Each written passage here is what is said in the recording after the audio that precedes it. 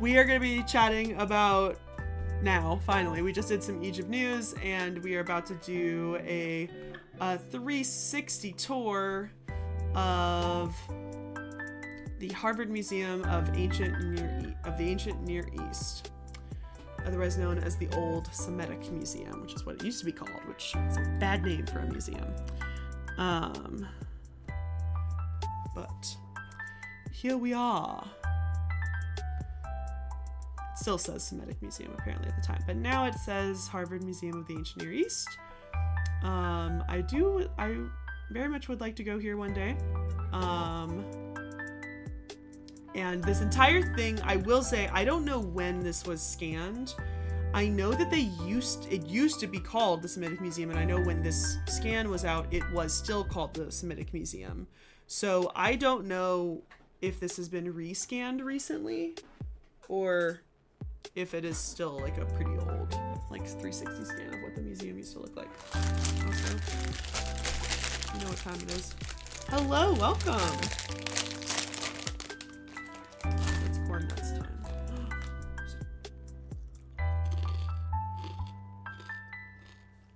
That was a good one. Sometimes if it has a hole in the bottom, it's like the best one. And then I also like the really thin ones,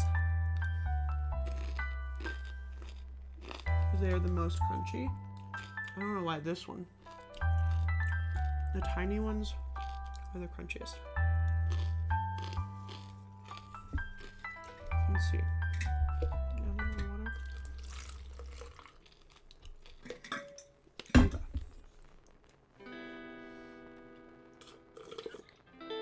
Alrighty, so let's take a look at the museum. Oh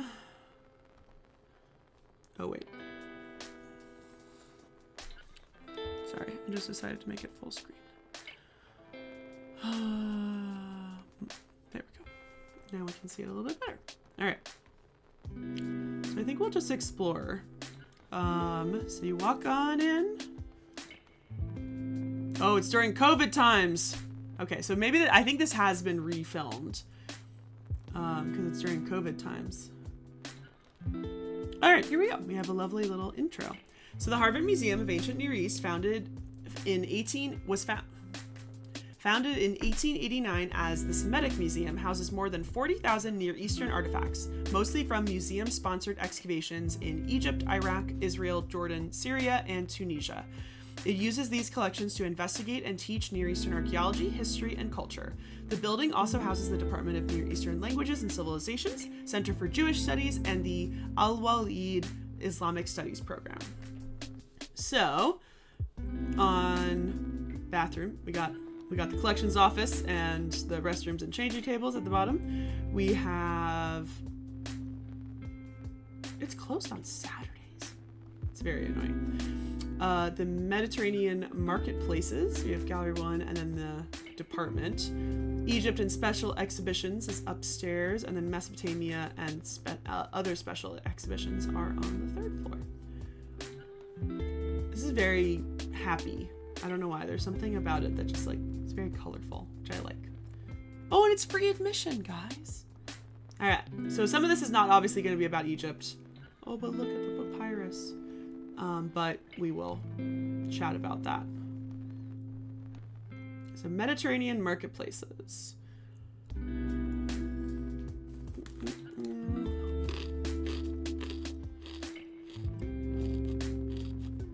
Oh wow, they have a fake house.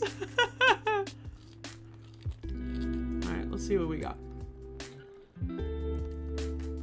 Oh, interesting.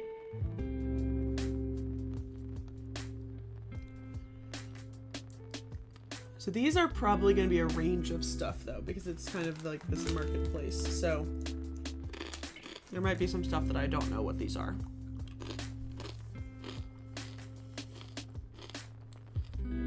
So this is all glass. Ancient Egyptians did not have glass, like glass, like blown glass, until the Romans, or the Greeks and Romans, brought it to them. Because the Egyptians were never quite able to figure out how to get a fire hot enough to like fully melt glass and then blow it. They had glass-like materials like faience, which is like a silica-based thing, but they never could get like this kind of stuff. Any glass items that you find in Egypt before that time period are usually imported. And they mostly look like this. Very stripy, multicolored. Okay. We have... Oh, it does have fly amulets. It's just really small. We got the seated Bastet amulet. You got the scarab. You got the Eye of Horus. Necklace with...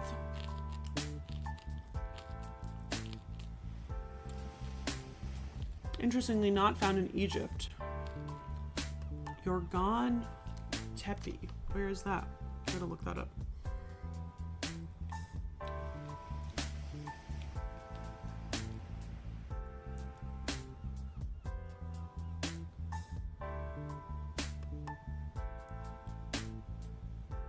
In Iraq, Nuzi.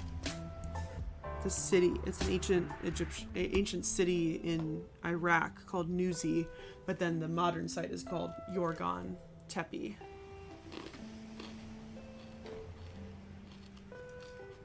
Yeah. Much older, but it just depends on what type of glass. It's kind of weird to think about, but like faience itself is faience is almost a glass like glaze over ceramic. But when you look at like actual glass, like blowing glass, it's a little bit different. Wow, that's beautiful. And this is Byzantine period. Yeah, true. That is very true. The fun part when we do excavations, and this is happening all, yes, Egyptians, yeah. The Egyptians had a glass-like material. Faience it uses so much silica, which is like sand, essentially, that it's like, it's a glaze, it's a glass-like glaze over and combined with ceramic. It's very complicated. We don't 100% know how they made faience, and we've had a lot of experimental archaeologists like try to figure it out, but it's not glass, it's glass-like.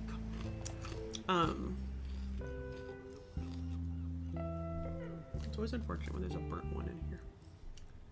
Whoa, this one. Oh. This one you can see the whole middle part of the nut.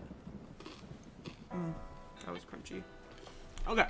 But yeah, so this is a mixture. This is not just Egyptian stuff.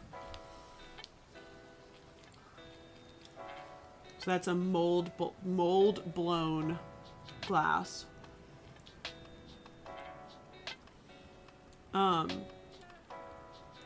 So the interesting thing about this is that, yes, this essentially here is not necessarily Egyptian, but it does have faience beads in it. And faience was invented in Egypt. And this little fly amulet is very, very similar to ancient Egyptian fly amulets, like called the Flies of Valor and stuff. And I even think this is an Isis knot. It's really hard to see, but I think that might be what that is. But this entire necklace apparently was found in Iraq, and shows kind of the distance of like trade with Mesopotamia and Egypt.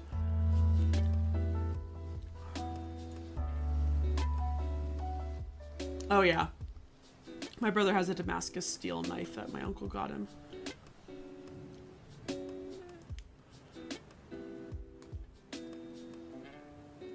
I see. So we're talking about like kind of, they're sort of doing a typology based exhibit where you're picking one object type from lots of different cultures, which I always like. I think if you don't do it chronologically, then I do like this method, especially when you have multiple cultures that you're talking about. For those of you who live in England, and abroad, there's a really great museum that only does this, and it's called the Pitt Rivers Museum at the University of Oxford. And the Pitt Rivers Museum, the entire museum is typology based. Unfortunately, I feel like the majority of the museum is is stolen items. Like, I don't think a lot of them have any sort of provenance or kind of really like anything, but it's really cool to look at not just Near Eastern. Like, when you're looking at here, the reason why this is called like marketplaces is because all of these cultures that they're talking about had connections depending on the time period. But going to the Pitt Rivers Museum, you are looking at things from multiple different time periods, and you're looking at things from all across the globe, and suddenly noticing people are alike. And I feel like it does set my step toward conspiracy theories, because you're suddenly like, wait a second, Native Americans and ancient Egyptians and ancient New Zealanders all made the same weapon. They must have been da-da-da, like whatever.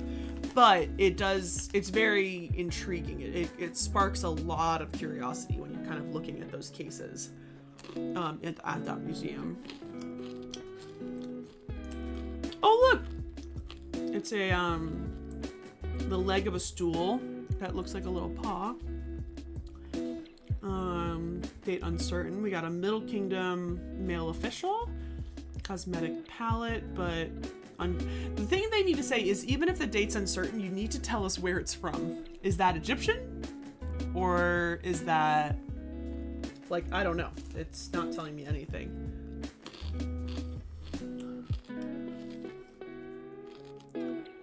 Statuette of a bound prisoner, Ptolemaic period. Ooh, look, beads from Samarra. Samira? Is that Iraq or is that something else? That's not Samarra. That's Samaria.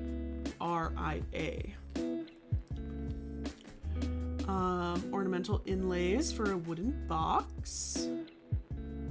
Bigfoot. Probably from Egypt. Ooh, earrings. Georgian cameo. Pins and needles. Child's bracelet. Belt buckle. Oh, crucible. Wow, that's cool. Metal casting. Oh, look, a little shrew. It's a little shrew figurine. And then the cat. Jar.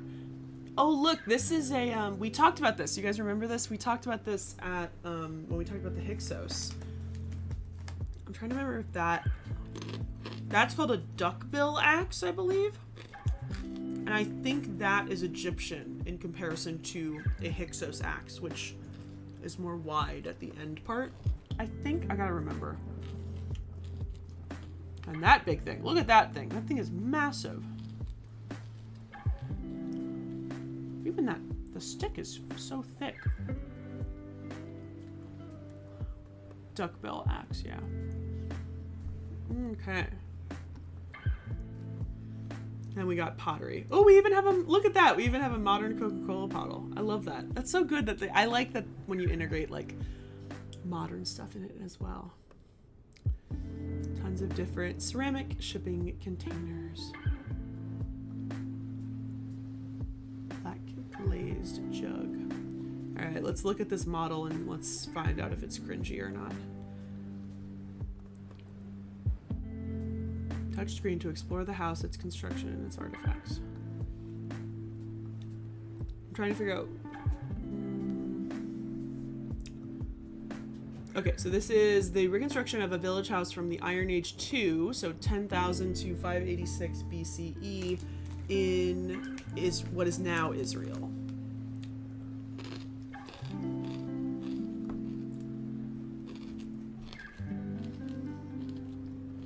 Oh, you can touch some stuff. Always like a tactile exhibit. It is a very cute thing. It's a very cute model. These are not necessarily used a lot now in the museum world, like full reconstructions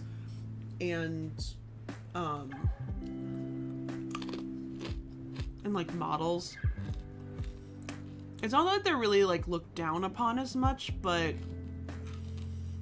I think the problem with them is that so many things can change with like more research and stuff. And I know that this thing has probably been here since the Semitic Museum, since it was called a Semitic Museum. And potentially, I mean, this thing could have been made in the 50s. Like really, like genuinely. Sorry, my stupid stool. My stool! There we go. Like, this thing could have been made in the 50s and never been changed or touched. I'm glad that they have now this, because this allows them to change stuff over time, and having like a screen there that like things can change. Otherwise, this is a very stagnant thing that it's not that they would cost them a lot of money to not have it, like have it anymore, like to remove it, but it probably cost them a lot of money to make this, because you would think that recreation, like recreations are kind of not that expensive, but they're not. They're kind of expensive. Okay, let's go around the corner. It also takes up so much room. Agriculture. Oh, look, seeds. I love seeds. What do we got? We got peas, dates, pomegranate, acorns, pistachios, mixture of wheats, lentils, and barley cakes. That's really cool. Carbonized barley, mortar and pestle. Very cool. Oh my god, look. Horses. Hee. They're so cute. Those are not Egyptian though, you can tell. Oh, look at that. I love a little boat. Granted, this is not the type of boat that would be probably taking cargo. I mean, it's probably close. But the reason that these boats were made were not to depict people transporting cargo. And I wonder if this label says that. Ancient Egyptians were masters of river travel. Boats glided northward downstream with the river's currents, often aided by oarsmen, or moved upstream under sail. Boats of all sorts piled the Nile. Cargo ships and fishing vessels, royal yachts, and large barges bearing huge granite blocks, such as those used for the Old Kingdom pyramids of Giza. So yeah, so this one specifically, this is something that would be used more in a funerary, like the physical object here is used in a funerary context. So it's used in a way to transport the deceased person to the afterlife. But the boat that is depicting probably is not a huge cargo ship. It's probably a small pleasure vessel, as some might say. Which I hate that term, but it's not a royal barge, but it's a boat. It's a boat. Interesting.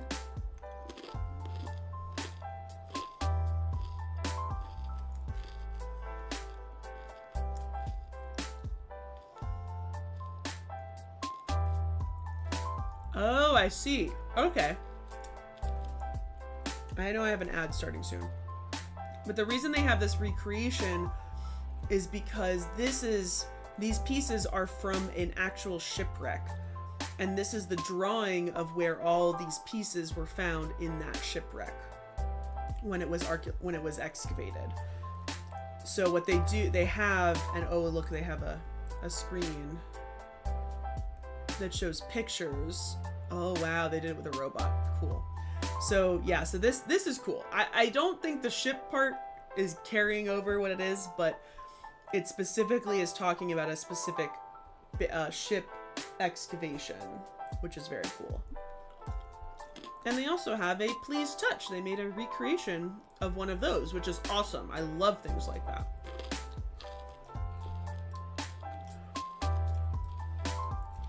Ah, writing. Language of trade. Cuneiform, coffin fragment, proto-Sinaitic, sherd, arrowhead. Lots of different languages. And what's this last one? Ah, coinage. Weights and measures. And coins. Alrighty, I think we're done with the first room.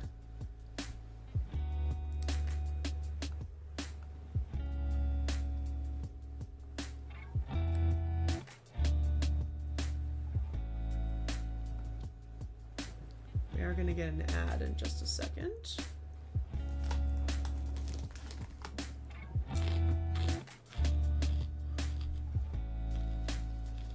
So I guess this is the department. It's very cool to work, like literally your classes are in a museum but not in the museum, which is really cool.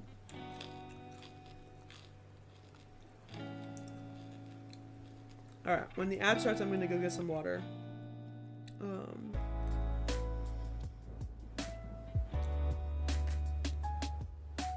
just waiting for the ad to start.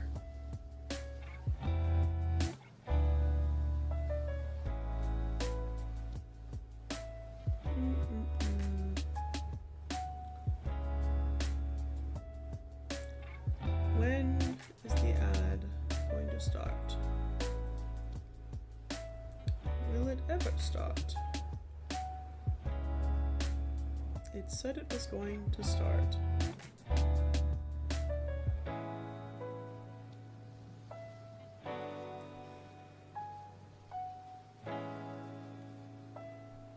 It said it was going to start. Now it starts. My God, I'm going to get...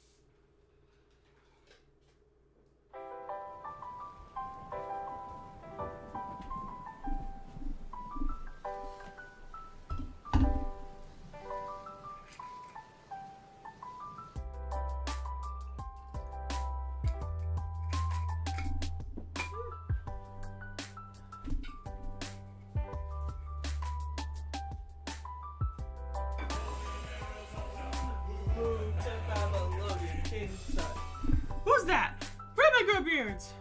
Where are my grow beards? You're coming during an ad. Ooh. 28 months?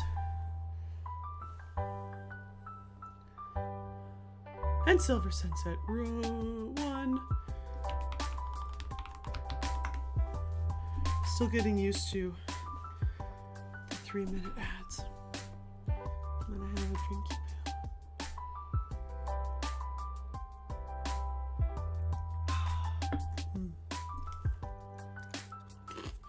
And corn nuts.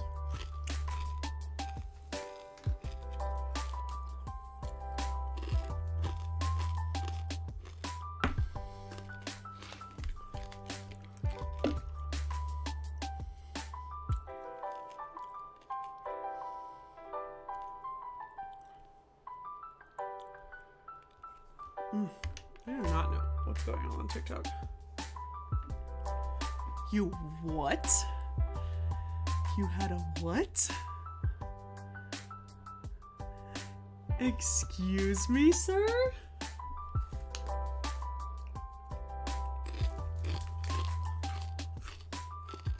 Do you work at a haunted hotel?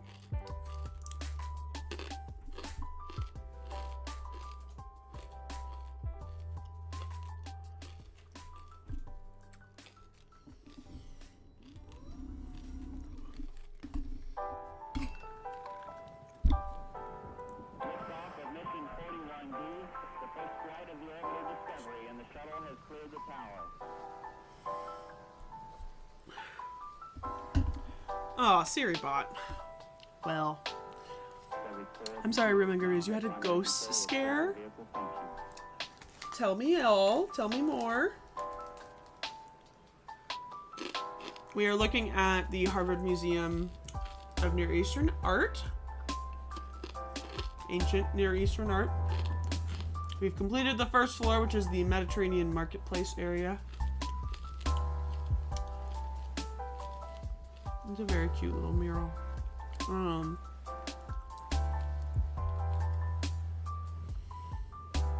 there's a 3D model of this.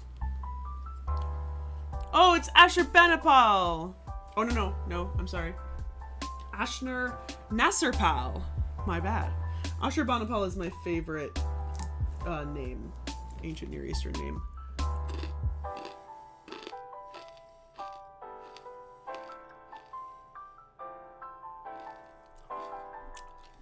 Wow. Oh, God bless. I was at one of the museums a couple weeks ago, and right at the end of the day, which was a later shift that we had,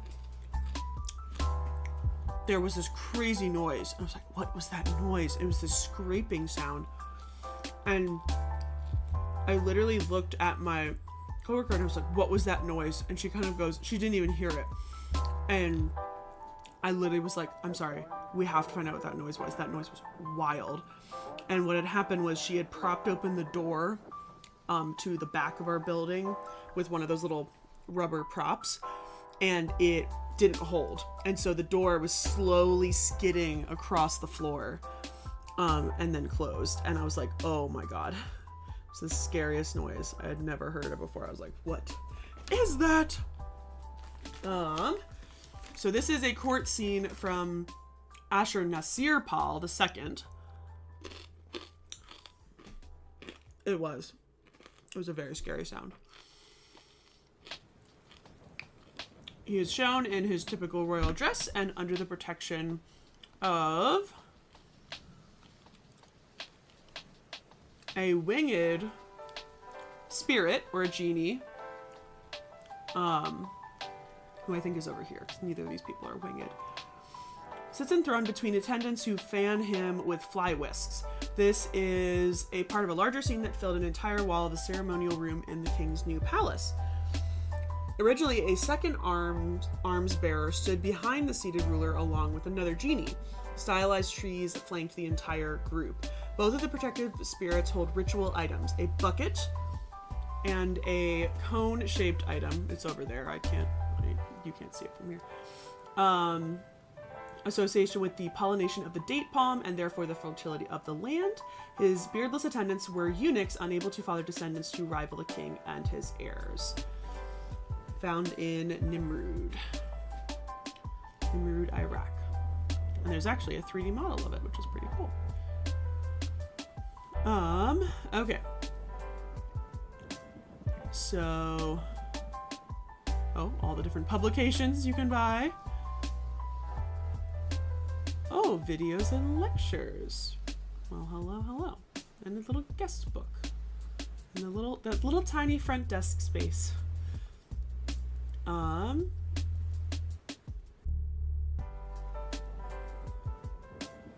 Should we watch this video? How long is the video? One of the world's most famous archaeological sites is the Giza Plateau. Today, the artifacts are scattered in museums all over the world. So, we are building a real-time, interactive 3D model of the entire site. Enter a decorated tomb chapel. Descend down a burial shaft to view a sarcophagus. 5,000-year-old wall reliefs, paintings, and inscriptions come to life in a 3D environment based on sound archaeology and linked to the original archival records. As a teaching tool, it breaks new ground. As a research tool, it allows us to pose new questions we could never have asked before. It gives us a perspective on Giza that no one has had for nearly 5,000 years. I don't know why they lit up his face just at the very, very end. I did know that because I forgot that, excuse me. There we go. I had forgotten that, so Harvard University, all of their, the vast majority, they own Digital Giza, which is a huge database that is all about the Giza Plateau excavations, because they were mainly working with Reisner, who, although Reisner, I think he taught at Harvard, but he also was the curator of the Museum of Fine Arts in Boston, and so it was kind of like a back and forth between the two, all in this like Boston area. Hello, Leonardo. Welcome on in. We are going through the Harvard Museum of Ancient Near East, and whoa, why is that part of this 360? I do not understand. Do not ask me why they did a 3D map of the alleyway. But we are heading up to the second floor, which I can't remember what's on the second floor at the moment, but I think it's probably Egypt. Ah, yes. Look at this! Wait, is this real? Wait a second. No, reproduction. I was like, sorry, I turned it up because we were watching a YouTube video. Always tell me. I turned it up because we watched a YouTube video. And so I turned it up.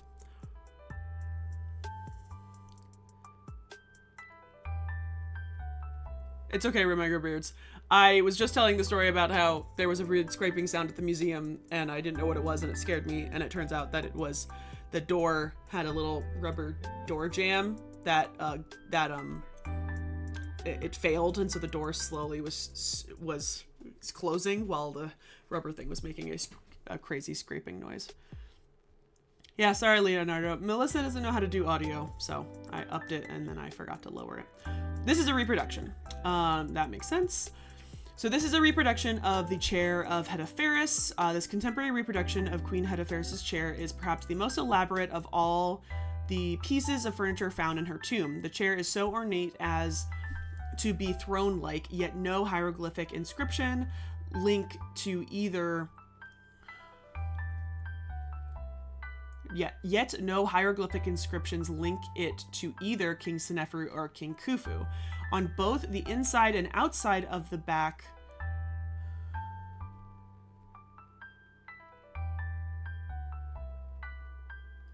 I can't read this, it's so small. On both the inside and outside of the back are standards. That's not a right sentence. Or emblems of the goddess Neith. These emblems show elements of beetles and crossed arrows. Above them is a frieze of curled and braid side locks or beards. And all the people they thank for. Yeah, so you have the beards, and then these are emblems of Neith, who's a goddess of like lore and stuff.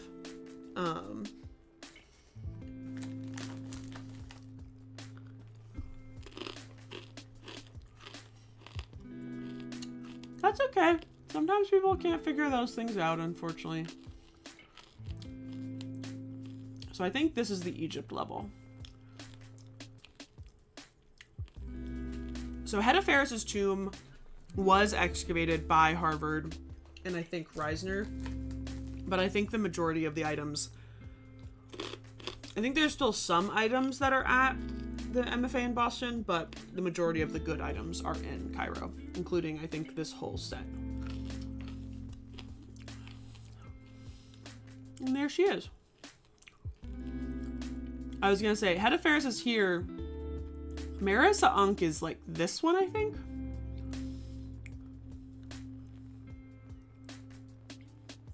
I'm trying to think, because this is gonna sound really weird how I know this.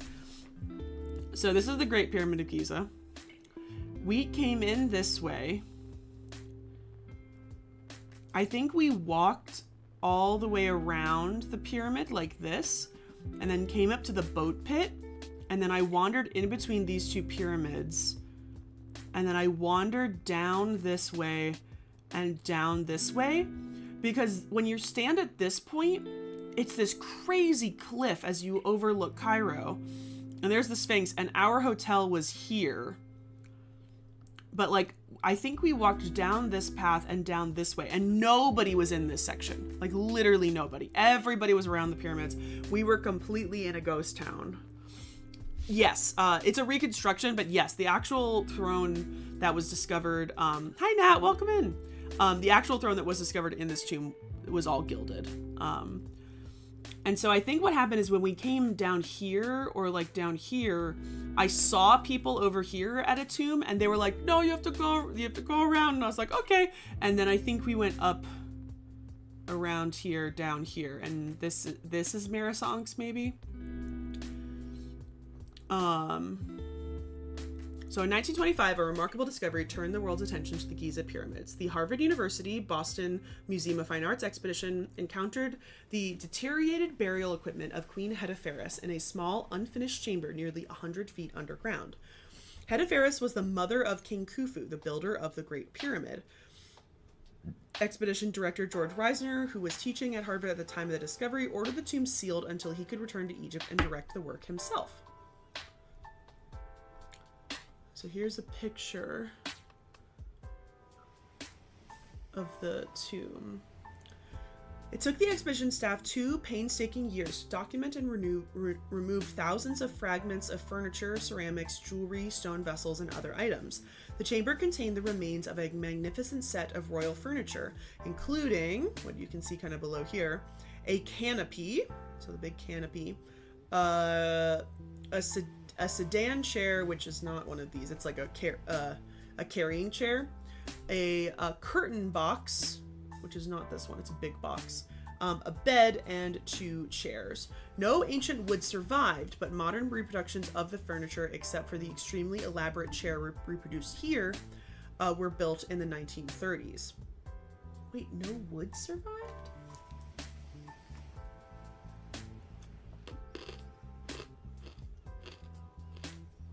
Huh. I gotta look into that. Huh. Okay.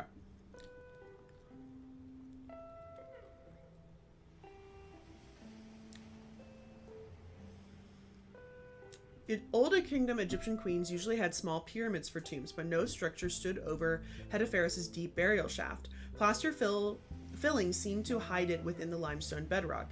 The alabaster sarcophagus provided the biggest mystery. It was completely empty. Was this really a burial of some other type of ceremonial deposit of grave goods? The debate continues to this day. If I remember correctly, people have thought that she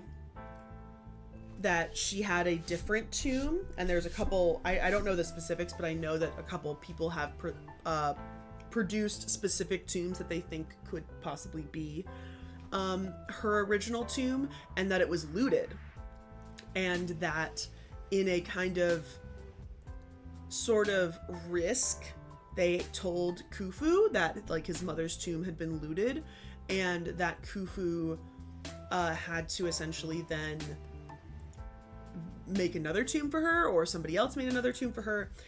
And the weird thing about the burial of an empty coffin is the possibility, it's not 100% sure, but the possibility that her body was looted and was destroyed because of the looting, because a lot of the times the looters would go, they would assume that the mummy has all this jewelry on them and stuff, and so they would literally like rip the fucking mummy apart. The possibility that essentially her mummy was not in good enough shape to be able to be reburied, and so that they possibly lied to Khufu and just reburied an empty coffin, which is a crazy idea and nothing that we can actually prove, but like wild to think about it. So yeah, so apparently this chair had never been reconstructed before. But look how beautiful it is. Looks very uncomfortable though. The arms are a little high. Okay, here we go. I want to read this. In the years following the 1925 discovery of Giza of the tomb of Queen Hetepheres, the Harvard University Boston Museum of Fine Arts expedition staff produced thousands of archaeological photographs, drawings, diary pages, and object lists. These materials allow the excavators to recreate the original appearance of her funerary furniture. However, the most exquisite piece, a queen's second chair, existed only in drawings on paper until now. No original wood survived, and today the countless fragments of faience, gold, and copper are in museum storage in Cairo, Egypt. So that's interesting. So the wood itself on the inside is missing, but the gold, copper, and faience pieces are kind of whatever. They're just like, they're in a box somewhere probably. So I did not realize that the ones in Cairo are reconstructions, which is interesting.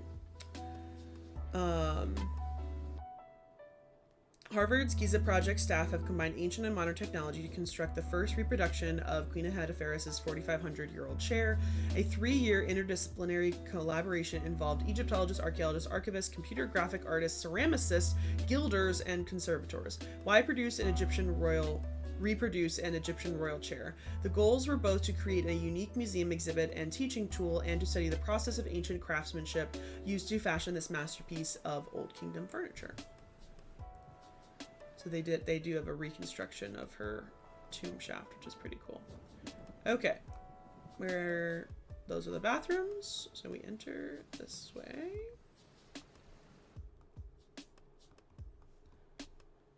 Ooh. Oh, this is the Dream Stela. It's a copy of the Dream Stela.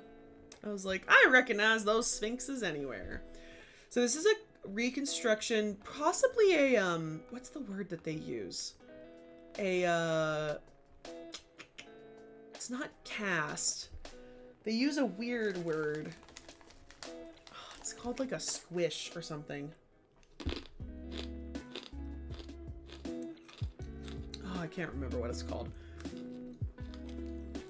There's a weird word that conservation's used for a particular type of cast that you would make of an item. It's got a really weird name. It's not called a squish, it's called a...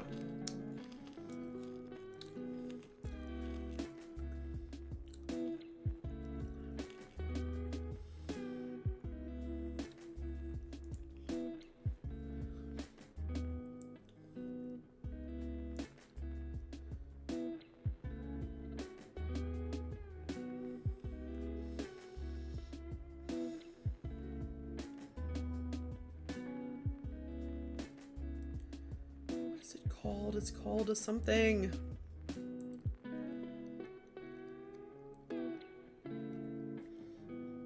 It's gonna be very weird. I'm gonna look it up on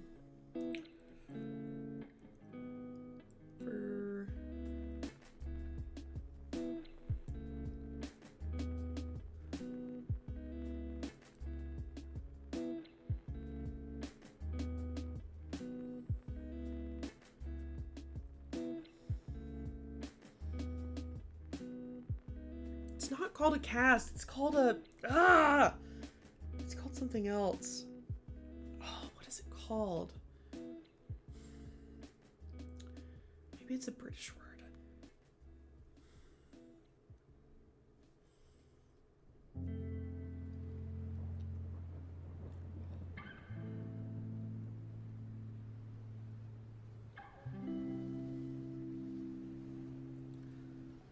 So pissed. It's like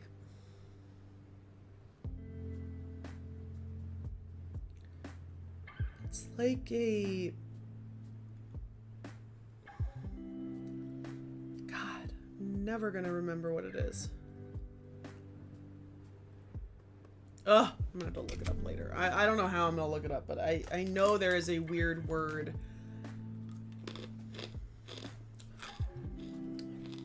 like it starts with an S. But here's the dream stealer.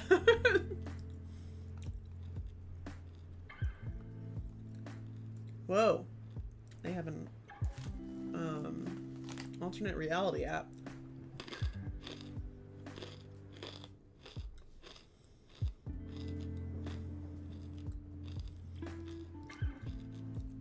Interesting. The Dreamsteel inscription.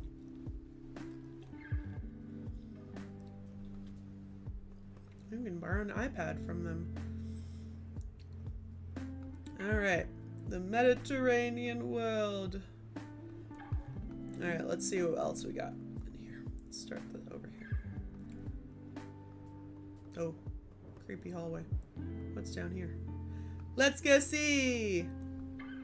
Oh, it's the offices.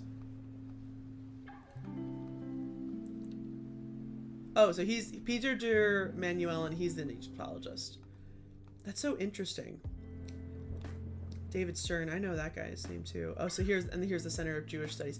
This is very interesting because, like, I know there's a lot of, like, smaller, like, history departments and stuff that, like, have artifacts on display and, like, in their hallways and stuff. I know the science building at my school had a lot of stuff on display and stuff, but, like, this is, like, literally their offices. Like, you have to walk by these things every single time. Which is interesting, but I also think it's a little... It's a little anxiety-inducing, I will say. Just because of how many people potentially are, like, going back and forth to all of these places.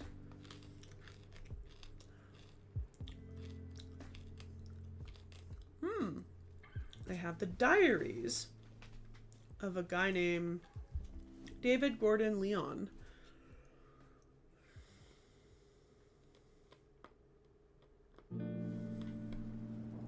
Did a lot of traveling. I don't know who that is though. That name's not ringing a bell. He might not be a okay, so he's the guy who, like, founded the museum. So David Gordon Lyon envisioned an institution that highlights the tremendous cultural contributions of the Semitic people of the ancient Near East. Israelites, Phoenicians, Egyptians, Armenians, Babylonians, Arabs, and many others. For students in Leon's time, the achievements of ancient Greece and Rome were common knowledge, but long before those great civilizations arose, the kingdoms of the Fertile Crescent had already developed fundamental concepts that would shape all of Western civilization. Three great religions, Judaism, Christianity, and Islam, emerged from the Semitic world, as did the modern alphabet and elements of complex mathematics. A Southern Baptist, Leon was keenly aware of the connection between the Bible and artifacts from the ancient Near East. He thought about naming the new museum the Biblical Museum, but rejected it in favor of Semitic, a more comprehensive term. In the mid-19th century, archaeological discoveries were greatly expanding knowledge on ancient Semitic art, history, and languages, particularly in Mesopotamia, roughly the area of modern Iraq. Leon was a scholar of this region's ancient scripts, a field study called Assyriology. While many museums were adding artifacts recovered from Semitic ruins to their collection, Leon imagined an institution dedicated to the region, an entirely new idea. He courted donors to help assemble an antiquities collection and pay for a building. His strongest supporter was Jacob Schiff, a New York financier and philanthropist. Schiff funded both the building and archaeological excavations and was among the dignitaries and scholars who spoke at the museum's formal opening in 1903. Okay, so Samaria is in Palestine, looks like. Alrighty, so let's keep... Although, actually, let's read this first. Oh, are there more offices over here? I want to see! I was gonna say, somebody is having open office hours. Maybe. It might be the exit. But they've blocked out the room, which is pretty funny. I love these types of slides. I have so many of these. Oh, really? I should have known that. That's so funny. I love these slides. I bought some of these at a thrift store a couple years ago. Oh, look, here's the team of mostly white dudes. Okay, here we go. The Harvard Semitic Museum is in the process of renewal and revitalization. As we move forward, it first seems right to return to our roots and examine where we came from. This exhibition celebrates the vision of Professor David Gordon Leon, the museum's founder and first director. Leon assembled a rich collection of antiquities from what we now call the Middle East, including the Holy Land. The term Semitic refers to the related languages and cultures of the ancient Near East: Israelites, Phoenicians, Egyptians, Armenians, Babylonians, Arabs, and many others. In 1889, he established the Semitic Museum's first galleries, and the present building was completed in 1903. A charismatic and tireless leader, curator, and fundraiser, he traveled the world, developing a wide circle of colleagues and supporters to help him carry out his plan. To Leon, the museum was not merely a building to display artifacts, but rather a busy institution devoted to teaching, research, and publication of ancient Near Eastern history, languages, and culture. For more than a century, Leon's legacy has inspired students, scholars, and the public to explore Semitic contributions to the world civilization. Today, the museum has grown through its acquisition and sponsored archaeological excavations to house more than 40,000 Near Eastern artifacts. Okay. So this is a special exhibition, seems like. All kind of about the, like, origins and such. Whoa.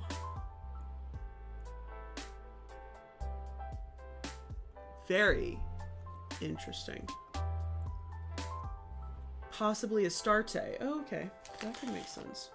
But it has Greek? Yeah, it has Greek at the bottom.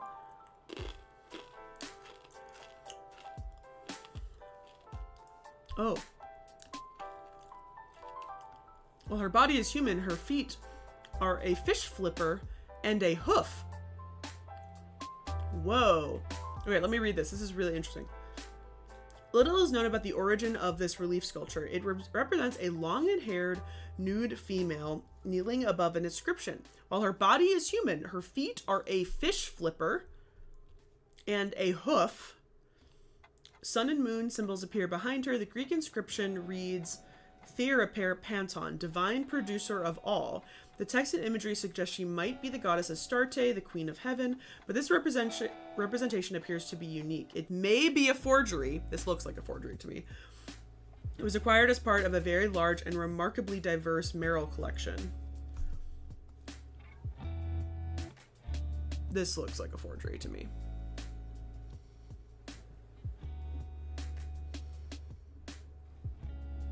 No, Timcade. No, absolutely not. They were Egyptians. Ooh, look at these tools. Whoa, look at that gun. Holy, that's a very, very intriguing. None of these are ancient, though. And I don't think Astarte is Phoenician.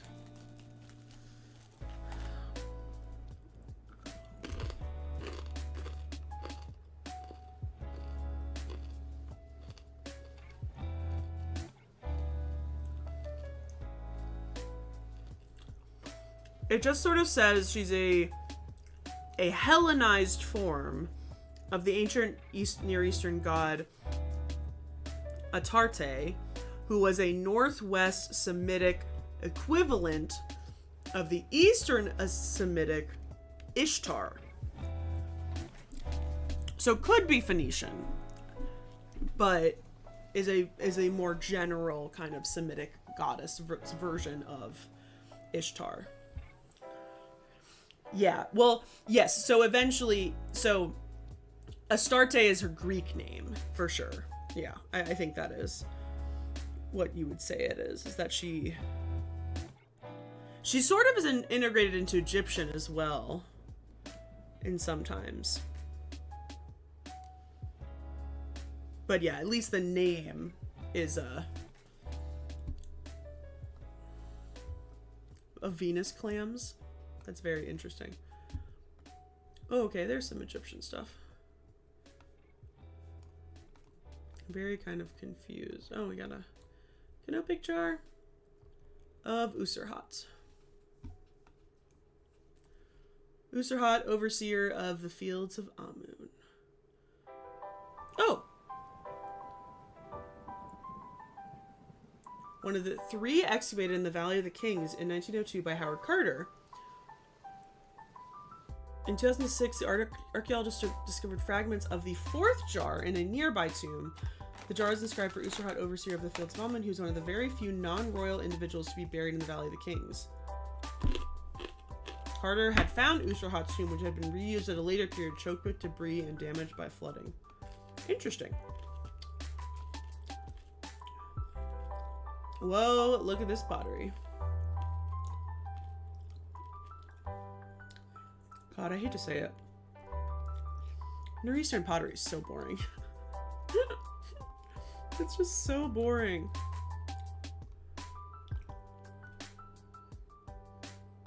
What a great picture. Here in Palestine. Oh, and it's going through photos. Mummy! Yay! Ooh, a beautiful mummy. Look how detailed. Look at the mirror. Look at the presentation, guys. So good. So they have it perched on a clear shelf and then a mirror at the perfect angle. So you can see the detail of actually, surprisingly, what is a pharaoh. Where's my name? I'm gonna figure out who this is before we read the label. See the cartouches on the side?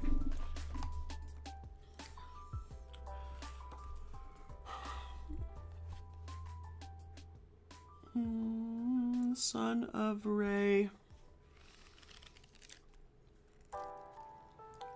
I'm trying to see if I can. Nope. No humidity. Humidity is the worst thing that can be done. Honestly, humidity is the worst thing for any museum object, like anything.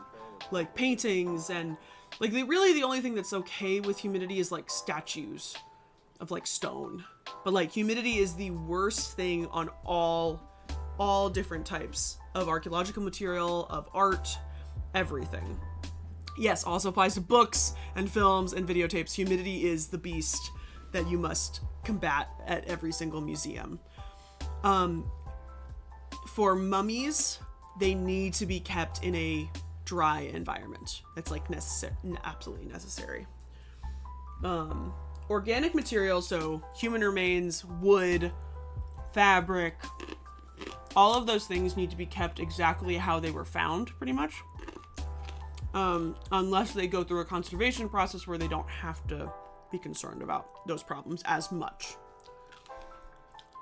Alright. Something's telling me this is a ramicide. I'm actually not sure, though.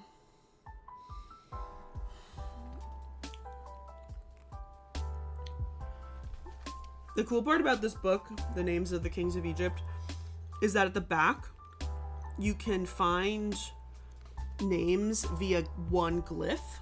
And so what I'm going to do is I'm going to focus on this glyph, which I think is I think it's supposed to be a moon. I'm trying to look through.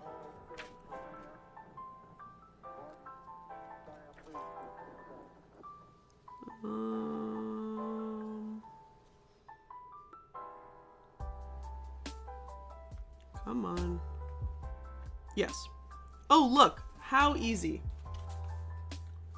1A. 18th dynasty. There's literally only apparently one name that has that.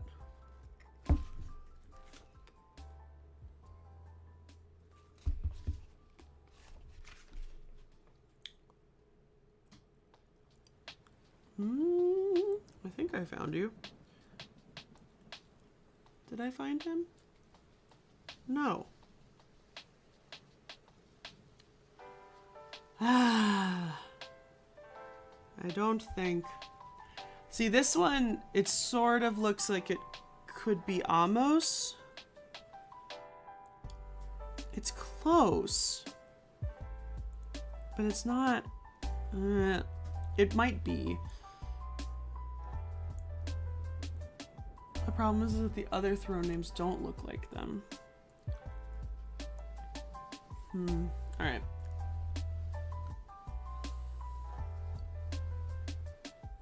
Let's see what it says.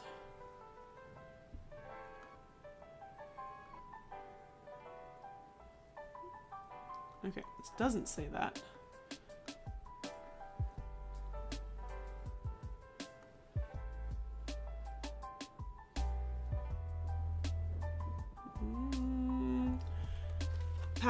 Pa-di-Mut was a priest and metal engraver in the temple of Amun-Re at Karnak, Thebes. The cartonnage case that enclosed his mummy was unusually carved in relief in the plaster before painting.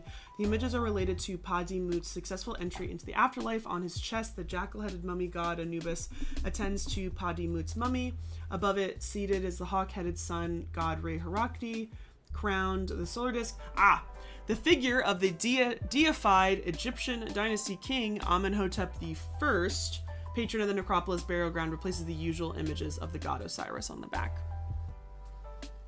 Thank you, What Dimension. I only wear e.l.f. brand lipsticks that are the matte lipsticks that they don't sell anymore, which I only discovered a couple weeks ago.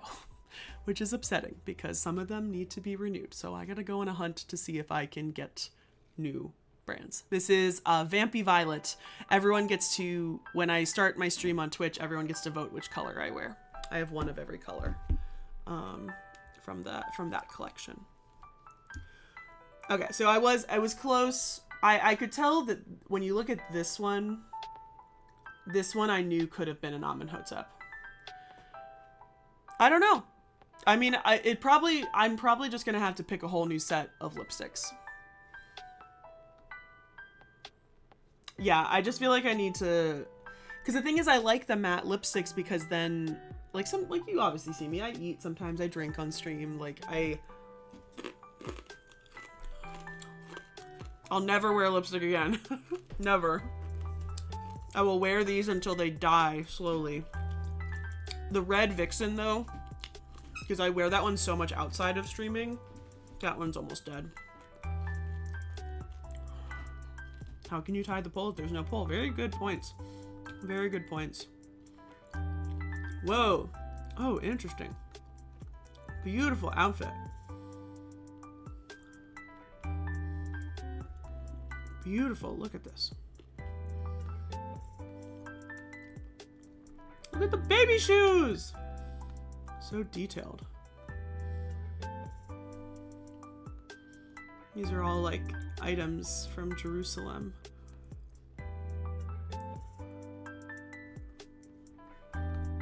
Okay. It's a very interesting little exhibit. Nice, interesting mixture. Oh, look, fossils. And trees. Very interesting mixture of things in this exhibit. Is that the actual one or is that a replica? Modern plaster cast. Okay. I was like, although I will say, like, this is a very, very famous statue of Menkaure. Yeah, Menkaure. Then there's 3. I thought that these statues were massive. I learned these in grad school. I learned about them in grad school. They were like very important on our comp exam. I thought these ones were freaking life size or bigger. They are so small in comparison. They're probably half life size. It's like literally, they're so small. Like even this picture, which is a very famous picture of them being discovered, they look massive. And I showed up, I'll find the picture for you guys.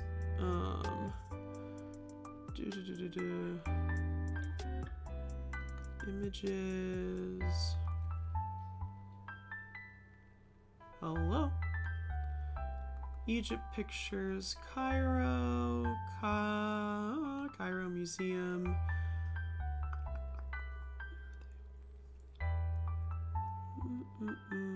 Oh yeah, here they are.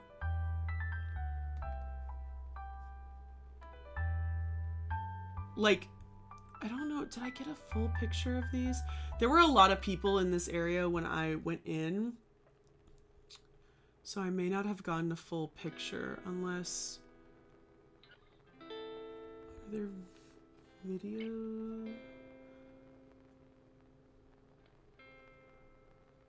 Yeah, I don't think... I must have not gotten a video. But yeah, these are all sitting on a table. This one and this one. Yeah, there's... These two are sitting on a table, like kind of high up. I can't believe I didn't get another photo of those. I feel like I'm having vague memories of like the guy, this is Grey Wacky. It's a beautiful, beautiful stone. It's really only used in like the kind of early Old Kingdom. You sort of see it later, but not much. A lot of yes, very clean color, very highly polished. You spell it like a weird way. Grey Wacky. It's actually the same stone that is the entire island of Manhattan, especially the northern part. Yeah, it is. What do you think?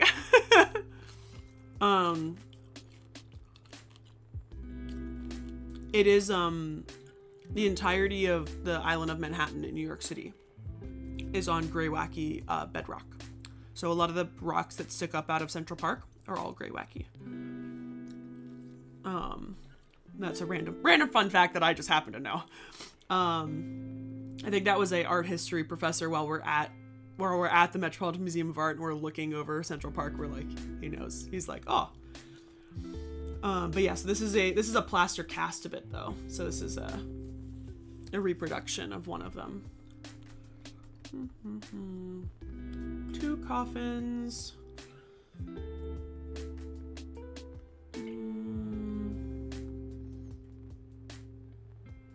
Look like New Kingdom. Late New Kingdom, yeah. Dynasty 22 and Dynasty 22.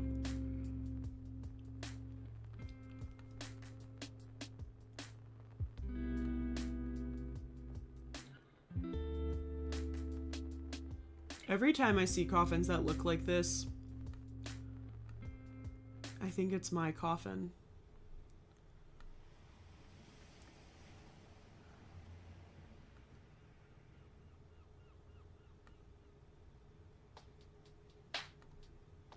Whoa. Ah.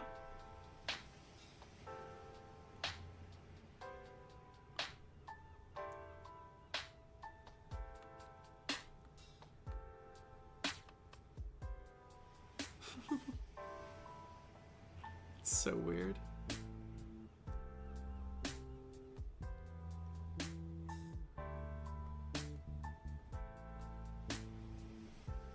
That actually really looks like my coffin. It looks like my mummy, but... Ugh! It's very annoying. I might have to do some comparison. You guys sort of know what my mummy is when I say my mummy, right?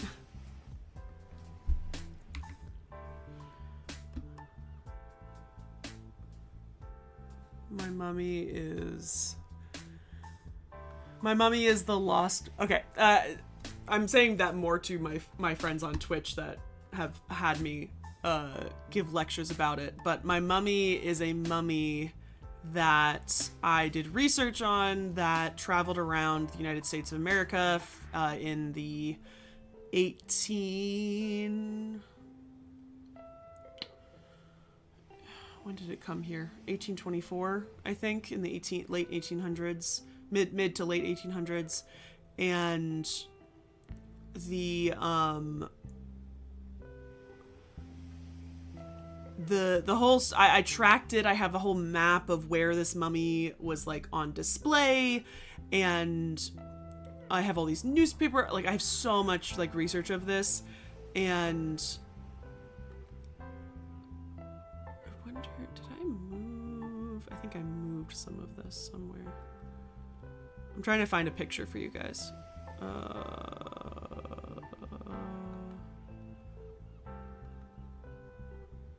This is my mummy. Yeah, that's not her. This is my mummy. This is the only drawing picture we have of this mummy. And it's not even possibly that accurate. But no, this one doesn't have the bands. I want to look at this one more time.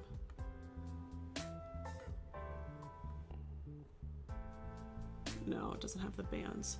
It does. The reason why I was so curious is because it does have the little goddess Ma'at necklace, but it doesn't have the 2 bands. No, not Akhenaten's. No, this is my mummy. I do love Akhenaten's coffin is my favorite coffin, but this is my favorite mummy. But yeah, she went around and traveled on a lot of different traveled through taverns and was on display along the East Coast for a long, long time. And then essentially, possibly, it kind of disappears from the record, but it possibly was purchased by something called the New American Museum in New York City and put on display there. And then it was possibly, if it was actually purchased by this museum and that it never left this museum, then it would have been in the collection of P.T. Barnum when he purchased that museum to start his first museum before he was doing circuses. He bought a museum in New York City, down in the financial district. And if it then never left that museum and it was never sold or done anything to it, it would have burnt to the ground with his museum, essentially, in the 1860s or 70s. I can't remember. So every time I see a mummy that looks like this, that's plain. So like, in the difference is that this still has that beautiful like text going down it, but all of this is decorated. Every time I see one that is plain, I get a little excited and thinking that maybe this mummy is actually still out there. But I have scoured the available things and have found nothing. Yes, P.T. Barnum's first original museum. He did rebuild after the fire, and then it burned down again, and then he started his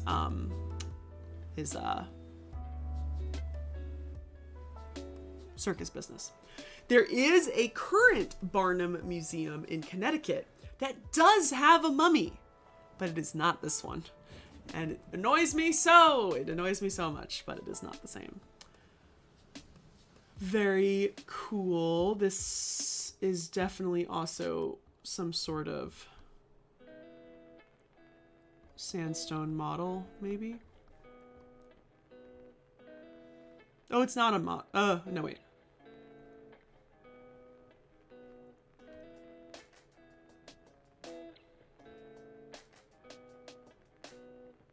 Nope, this is an actual door jamb of Ramses II from Karnak. Cool. Another thing that needs to get returned to Egypt. Ooh, cuneiform. Lots and lots of cuneiform and seals.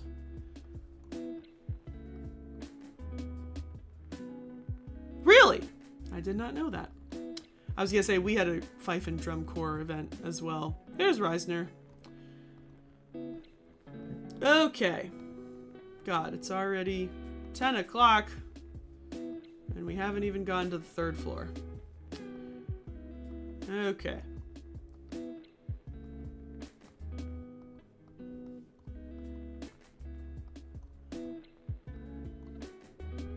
Ancient Assyrian model. Huh, very cool. Very cool, Dr. Hubs. Whoa. Look at the fancy couches. Also, look at the statues. Wow. Oh my god, look at the cuneiform statues. So cool. Are these all cuneiform? Yeah, these are all Assyrian. From this angle, it looks like that guy has sunglasses on, but I know he actually doesn't. Stone and silicone. Oh, I love that poster.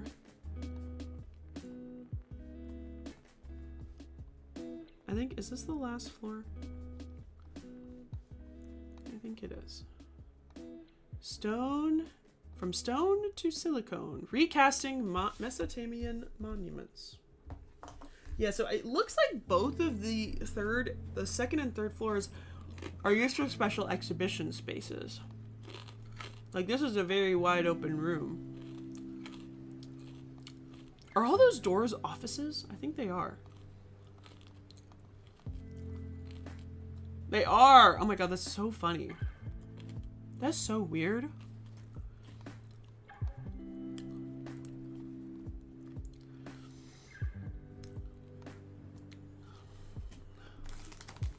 Maybe this will tell me the word that I'm thinking of.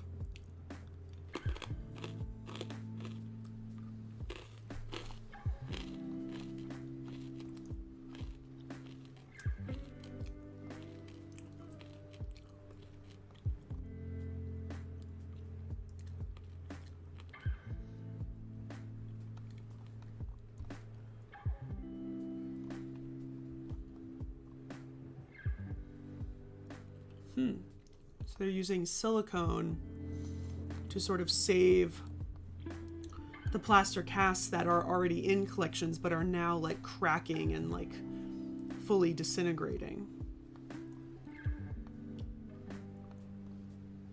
Look at all the lions laying down. Those horses are so elaborate. Oh yeah, there's the silicone. Huh. That's cool.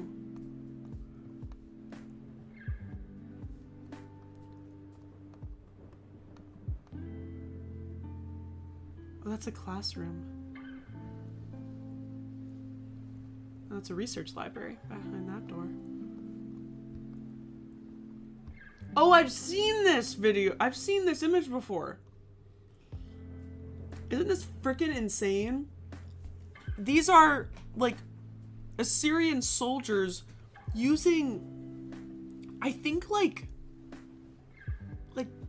carcasses or like something to breathe underwater. They're diving. Yeah.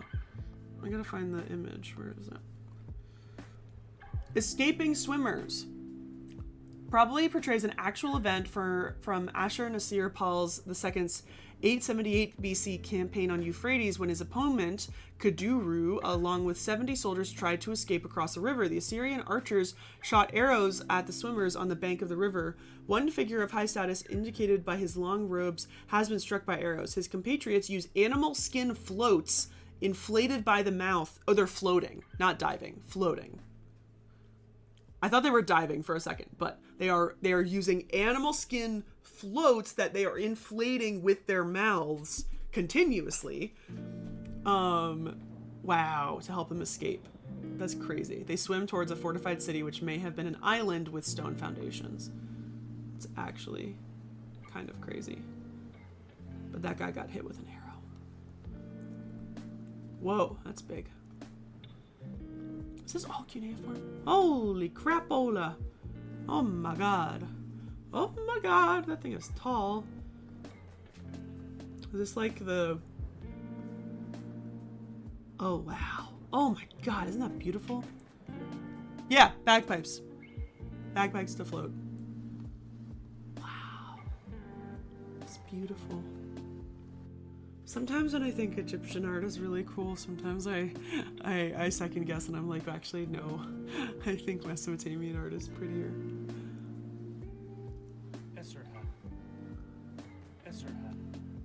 Esarhaddon, the main citadel gate of Samal. The ruler proclaims in its inscription, I am all-powerful, I am gigantic, I am chosen one of Assur. his two sons, Ashurbanipal. We love Ashurbanipal. Later spent 4 years in a devastating civil war with his brother, Shamash Shum Ukin. That's a long name. Eventually defeating him and claiming the kingdom, Shamash Shum Ukin died in the siege of Babylon. The mighty city of Esarhaddon had given him rule as viceroy. So this is actually from modern Turkey. That's awesome. It's like the coolest thing. Oh, cool! It's the Code of Hammurabi! I saw one of these. This is probably, is this a... Oh, I can't read it. It might be a cast, but... Because this whole thing is about cast, but I think there's a couple Codes of Hammurabi, and I've seen one in Berlin. But very cool. The lions are also detailed. I just love how they do their beards. I think it's like just one of my favorite parts. It's just so detailed, like overly detailed.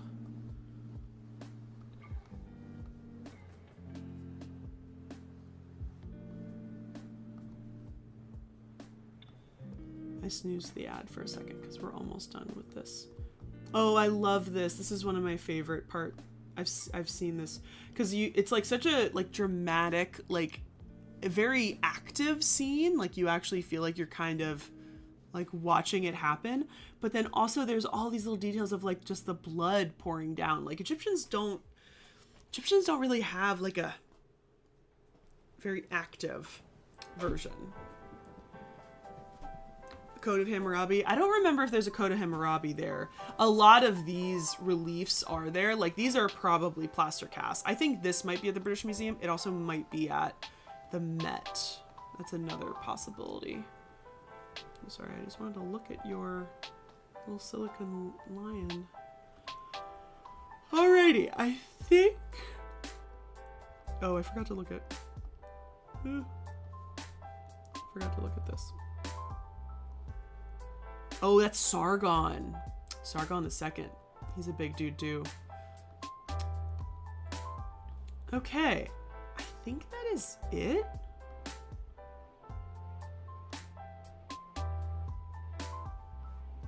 Does this go down to the basement? I now know where the bathrooms are. Okay. I think... Yeah, I think that is it. What sort of merch do they have? They got a couple things. Those are some cute bags. Oh, I like the shirt though. Take home a piece of ancient Mediterranean history.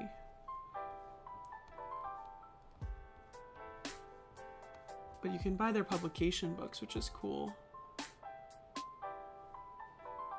Oh. Oh, it's only available online. All right, well, that is the Harvard Museum of Ancient Near Eastern Art. It's a free museum, apparently, and it's on Harvard's campus. So let's go to our next one, which is the Rosicrucian Museum. I just want to see.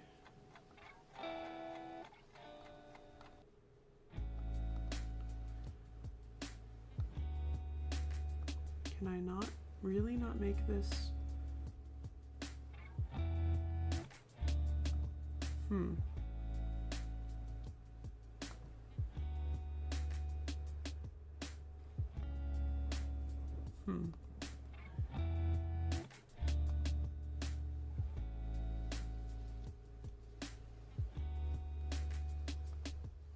Really? Okay, let me see if I can just 360.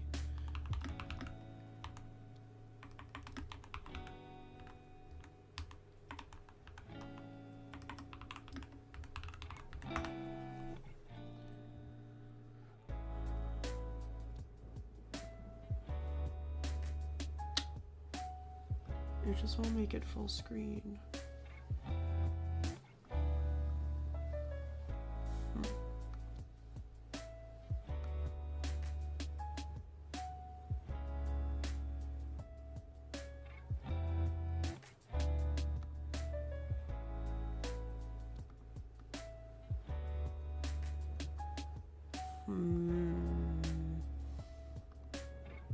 What am I going to do? Okay. Well, let's see if I can zoom in enough. No.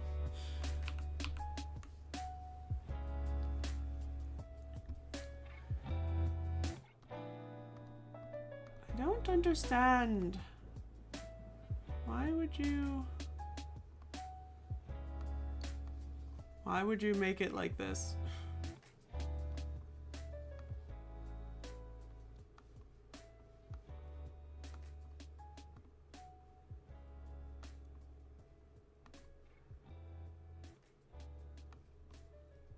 Why would you make it like this?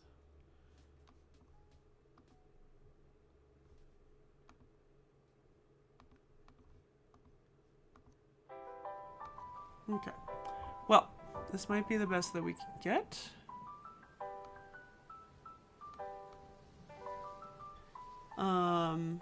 Unfortunately, which sucks, but I did not check this ahead of time, and apparently this is the best we're gonna get.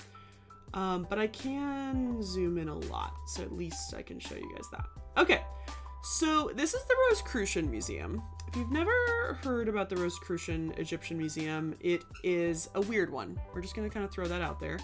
I want to just, is there a thing about the history? I wish there was a thing.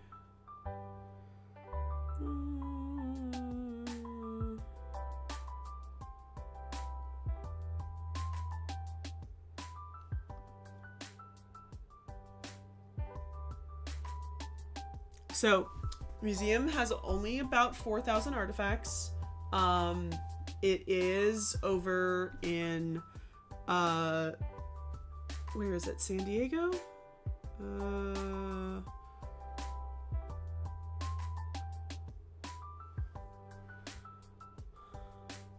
Let me just look up.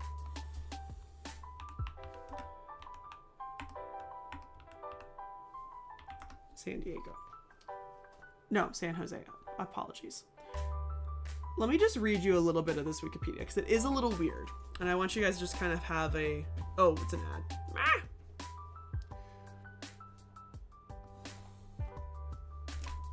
I'm pausing.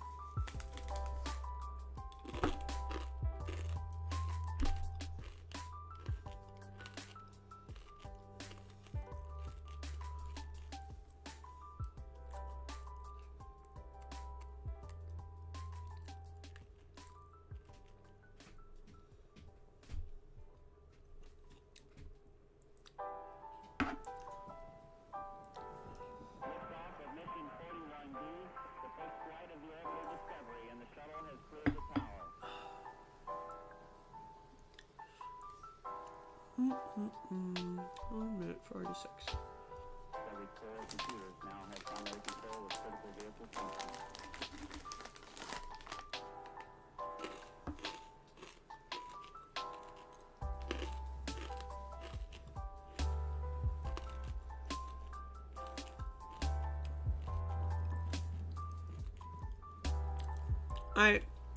I am live. I'm over on Twitch as well, and we have an ad going on Twitch, so that's why I'm being a little quiet, so that nobody misses anything. Thank you so much for this. How? What? There's a scarab? Oh my god. How has nobody gifted me one of those yet? That's so funny. Thank you so much for the 2 scarabs. That's so funny though. I have never seen those ones. That's a new one for me. All right, I got 49 seconds left of the ad. I'm just checking something on my phone. Yeah, we will talk about that in a second, Baha, because for those who aren't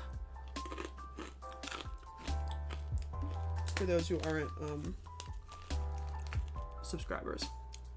I want to make sure everyone hears this because this is a little weird.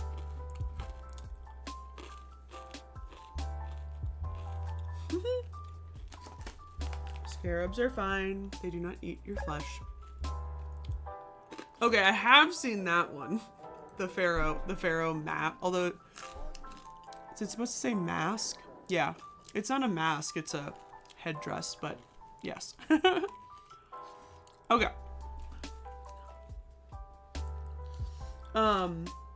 So, just to kind of give everyone a little basis of what this museum is, because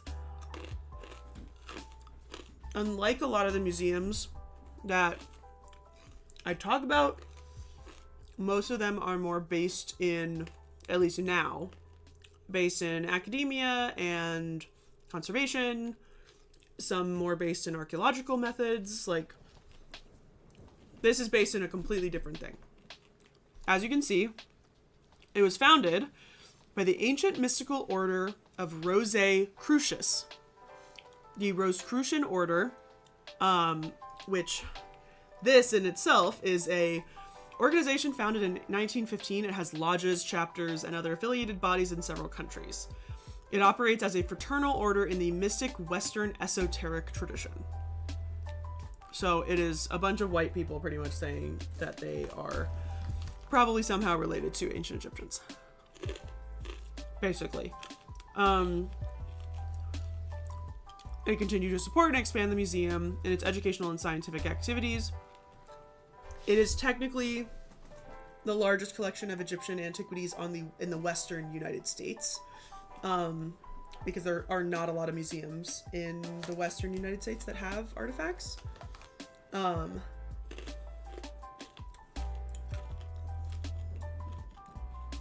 So, the founder was a collector of various artifacts with mystical symbolism, some of them from the East. His very first artifact was a small snake statue. He did contribute financially to the archaeological excavations at Tel Amarna, of the Egypt Exploration Societies of Boston, and would receive donations from that and such. One of the things back in that day, if you donated money to one of those expeditions, so Egypt Exploration Society is one of the really, really big ones, and if you donated money, small finds, so small objects that were found at the excavation, sometimes were gifted to the donators. And I'm talking really small usually. Usually you would get figurines or a shopti or like something small, and that would be sort of your gift for supporting these excavations. Because again, at this time, universities were not supporting this. These were sometimes individuals and individual groups. So they didn't have the backing of a lot of things to do it. Even Howard Carter. Howard Carter was not affiliated with any sort of university or museum at that time. He was personally funded by one dude who liked Egypt and wanted and hoped he would find stuff. So a lot of times, if you see like a small object like in a museum, and you might notice it has like gift of this person or estate of this person, the likelihood, if you like research that person maybe a little bit, it's not always there. And obviously they don't always put the like provenience on each like tag in a museum, but the vast majority of the time you would look it up and you'd say, oh, this is a person who at one point supported the Egypt Exploration Society, and then they died and they don't want the piece, or they don't want the piece anymore, and so they later donated it to a museum. Kind of, that's sort of this weird chain of custody for like a lot of really small pieces. Like the other thing is scarabs and small amulets would also be like turned into jewelry. So you might see a piece that's an ancient Egyptian piece with a modern jewelry backing on it or something. And that's sometimes another thing that you still see at museums, and they wouldn't remove them because it's kind of part of the piece now. But they would have that as well. So it seems like a lot of the original pieces from this sort of come from the Rosicrucian, from this sort of like donation from, or gift to the donors.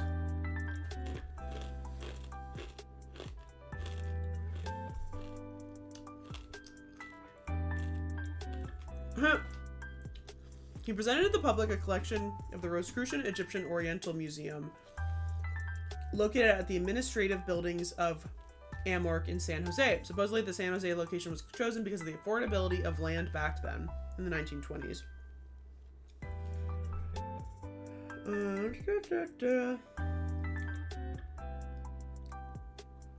In that time, it was the largest exhibition of Egyptian antiquities in the Western U.S.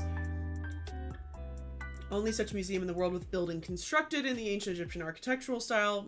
Not really true. Or I guess in 66, maybe. Have a purpose-built planetarium adjacent to the museum. And have it building set in an Egyptian revival park. The statue on the entrance... Is there a picture down here? No. This is Taweret. She is an Egyptian goddess... Hippo goddess of motherhood and childbirth and such. But this is what the building looks like, and there's a kind of this garden outside and such. And yeah, the planetarium is really weird too.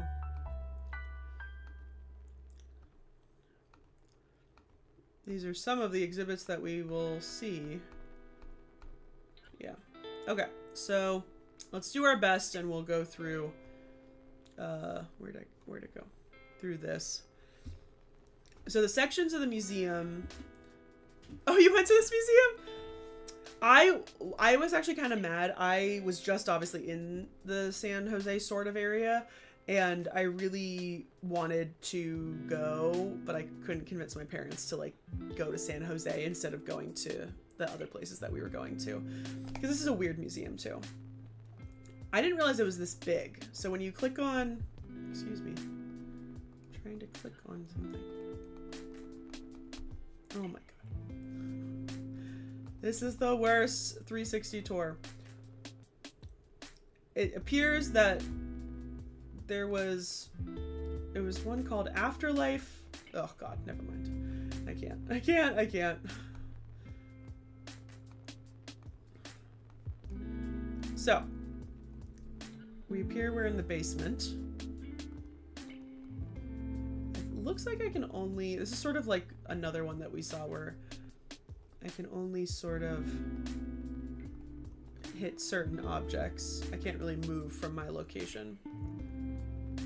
Oh, is the Winchester Mystery House in San Jose? I didn't know that was in San Jose. I could have convinced my parents to go to that. Dang. Now I'm mad.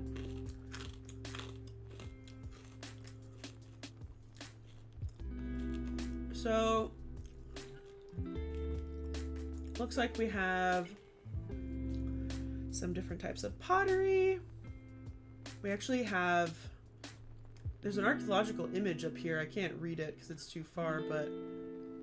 Oh, okay. An early dynastic coffin. Huh! Okay. That's surprising. The coffins of the early dynastic period were intended for a contracted burial with the body in a fetal position. The coffin was excavated at Karf Tarkhan near the Fayum by... So this makes sense because William Flinders Petrie worked for the kind of founded the Egyptian Exploration Society. So this is possibly something that essentially was something that kind of came out of that. It sounds like that, but it is actually a house built by like the daughter of the guy who invented the Winchester rifle. And it's sort of not haunted, sort of not haunted, but it has pictures of, it has like hallways, doors that go to the outside, and like stairways to nowhere, and there's a whole thing about it, her going crazy and being haunted by all the people who died from the Winchester rifle. And so then she just like kept on building and building on the house. And then I just heard something recently that's like not true at all, and I can't remember the actual facts of it, but it's now like a tourist attraction that you can go and around and look at. So yeah, early coffin.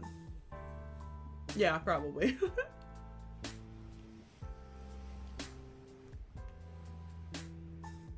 A wife of the heir. Oh, okay.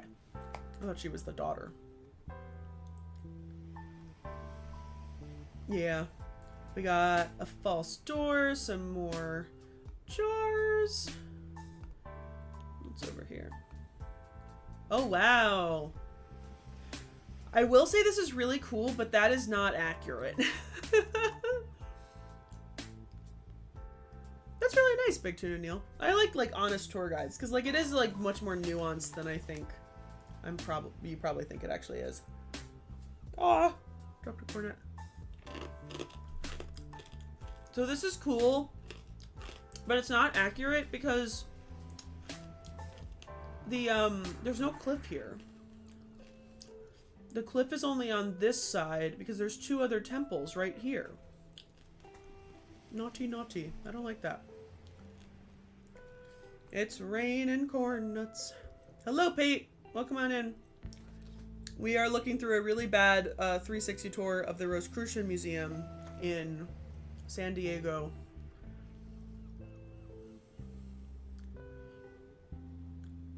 Whoa. Central Mission. I once walked around a old mental health hospital on Long Island, New York. It was really, really, really spooky. Got some nice writing. What is this for? I don't know. Middle Kingdom coffin, most likely. I can't zoom in any further. But the bodies were usually laid on their side here, and then their face would be lined up with the eyes so that they could like look out at any offerings being given to them. That's good. She was just not very good at designing a house and kept changing her mind. That's also very funny. Ooh. We love a little funerary boat. The boat includes the coffin of the deceased and even the mourning wife. Oh, that's cool.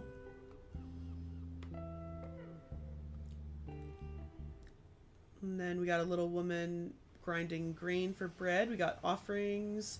Ooh, we got a crocodile mummy. Looks like a comb and a little coal applicator. Oh, that was the image that I saw.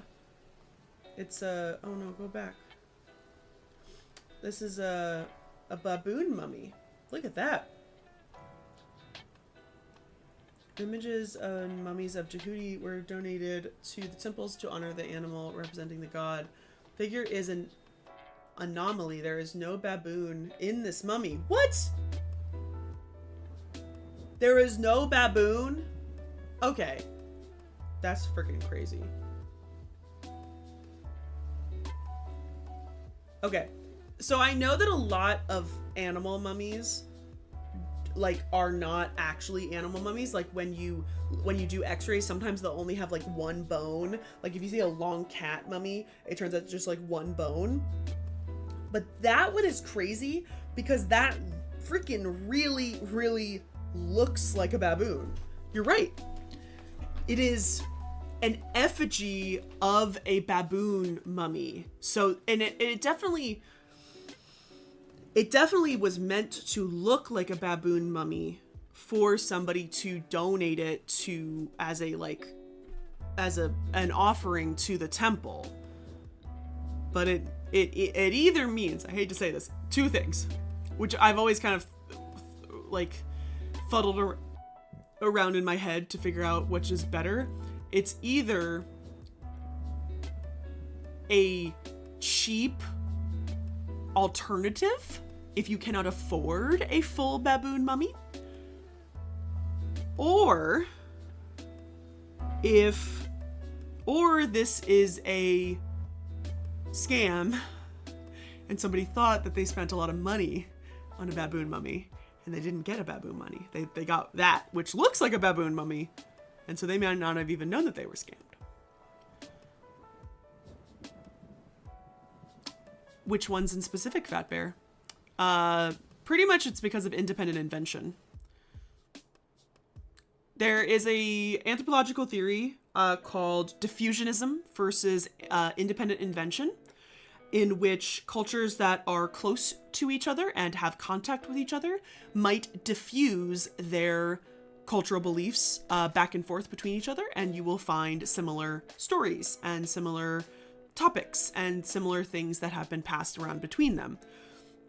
And then you have the cultures that are completely and utterly not in contact or too far away or just completely on different continents, and the concept that two groups can independently come up with the exact same idea.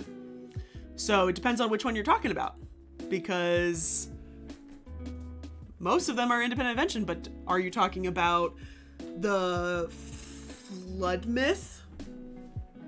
Like, are you talking about the flood myth and how a lot of different cultures have a flood myth?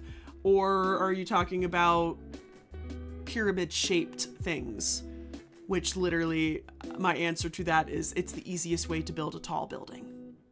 It's the most structurally sound way to build a tall structure. So, and they all look very different. Like, nobody can tell me that the pyramids of Teotihuacan look like the ancient Egyptian pyramids, because they don't. They look like the step pyramid, but not even that much, especially in comparison of size. Okay, so baboon mummy, very cool.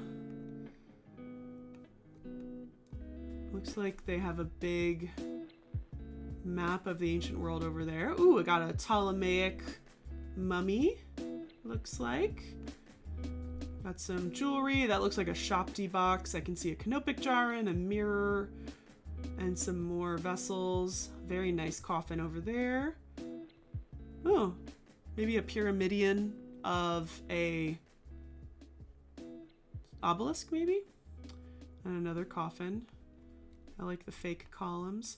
A bull mummy head, which is also crazy. Tiny baby crocodile mummies. Tiny, tiny baby crocodile mummies.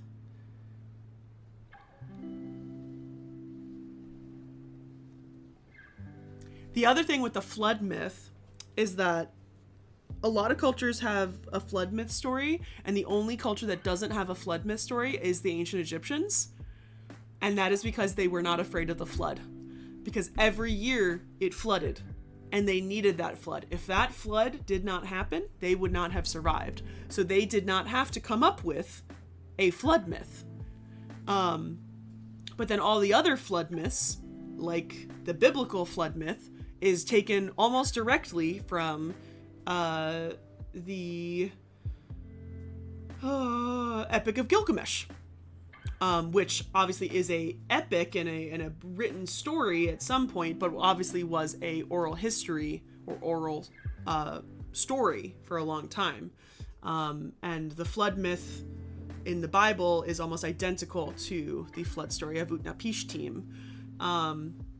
And there's only the distinct differences between the two of them is actually pointing out how the people who wrote these Old Testament Bible stories changed particular things to convince the public and the people reading these stories of the existence of their God and the addition of their God.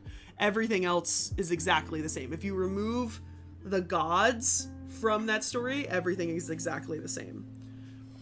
And I mean from both stories, like the ancient Near Eastern gods from the Epic of Gilgamesh and God from the biblical one. Very true. Yeah, and it's definitely possible that there was some sort of large-scale event, but for the most part, it probably did not happen in Egypt. It may have happened in other places, more northern probably. Oh, look, they have a model of Abu Simbel, which looks decently okay. Oh, this is Usermontu. I did a whole blog about Usermontu a while back.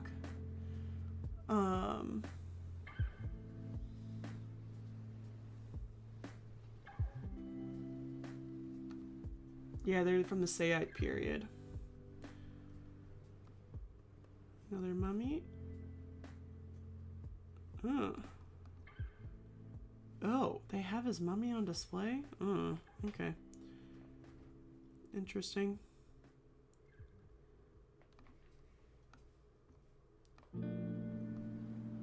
Oh, they have a child mummy that they reconstructed. That's cool. Oh! Fake little... I can't see over there, but it looks like pottery. Oh, guys, we want to go in the tomb? This tomb is based on actual examples of rock-cut tombs in the Beni Hassan region of Middle Egypt, explored by members of the Rosicrucian Order camera editions in 1939 and 1965. It is most likely the tomb of Khnum-Hotep, a regional nomarch governor who lived 4,000 years ago. 4,000? 4,000? Includes an entrance, an offering chamber, and a burial chamber. Okay. Cool. This is so weird. Oh, what is wrong? Why?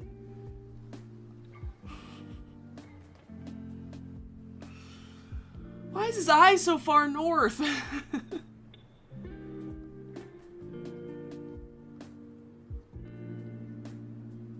I'm trying to figure out if this is good or bad. All store.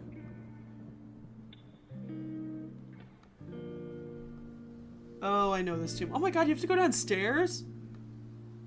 This is so funny. There's a dog. There's dogs in here somewhere. There's one. There's two dogs. What does the ceiling look like? Oh, there's... Okay, I'm gonna be very honest. I know this tomb really well. This is not what that tomb looks like. That is what the tomb looks like. This is not. Wait, there's a dog there.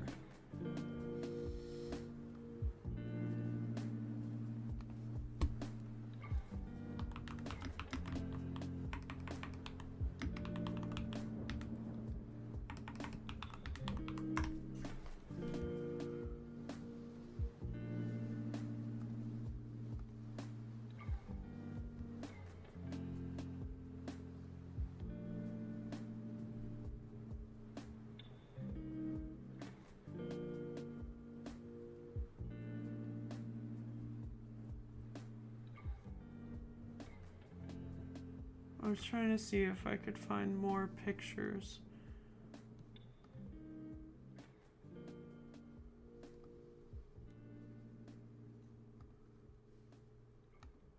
This is also the one that we talked about with the picture of the Hyksos people.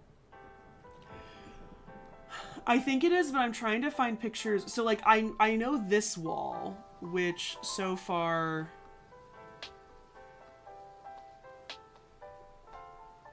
is sort of that. It's like a combination, obviously, of two images besides the doorway. But...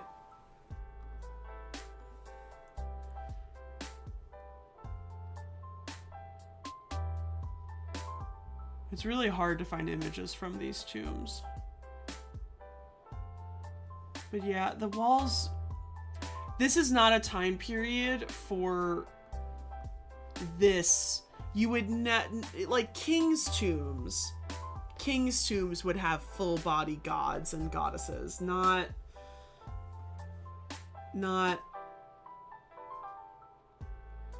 Sorry, I just looked at the coffin. I don't think he has... Alright. And that is not... like, all of this... oh, see, they just took that straight out of the Book of Ani. Can you see that? There you go. This is the Middle Kingdom. They weren't depicting this then. Ugh. Yeah. These two walls are entirely fake, and I think the ceiling is entirely fake. This goddess, like, this is Newt. This is the goddess of the sky. You see this in king's tombs. You don't see this in these types of tombs. Now, this wall is mostly fine. And there's a lot of dogs in the Beni Hassan tomb. There's a dog up here in sort of a hunting scene.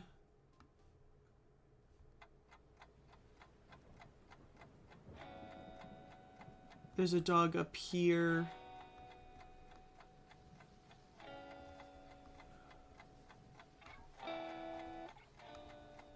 It's so funny that they're not depicting this scene, which is like the most famous. It's kind of funny. I might also be wrong. This might be another Khnum-Hotep, but I think we're...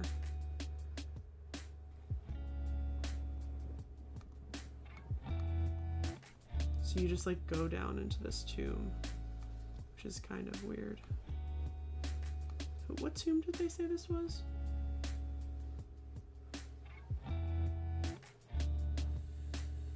It's just, I think there's a problem is I think there's like a couple Khnum-Hoteps. Okay. So that was the first floor. Now that was afterlife. So now we're up on the second floor for daily life. Oh, interesting. We have some later stuff as well.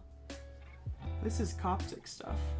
I'm very annoyed by the just like severe lack of titles anywhere and like these really shitty photos on the back wall. That's the only like big critique I have right now is that like it's just very blank. Lots of glass. Oil lamps. I guess it's all later stuff for sure.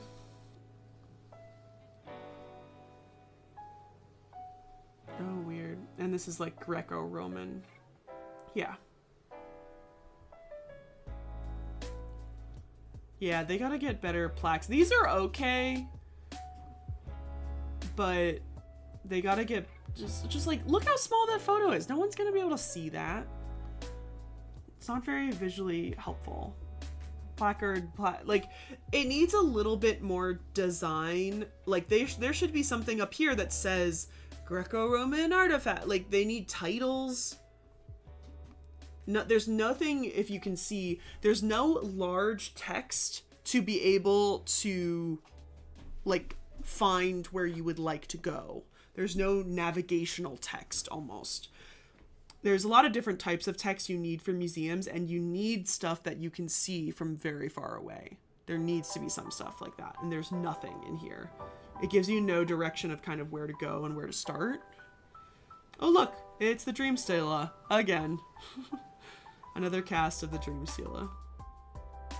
And you get another person over here. Let's go in.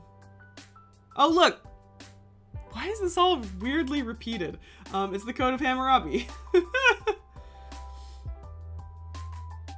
Somehow we have left Egypt and we are now in the Near East, which is okay.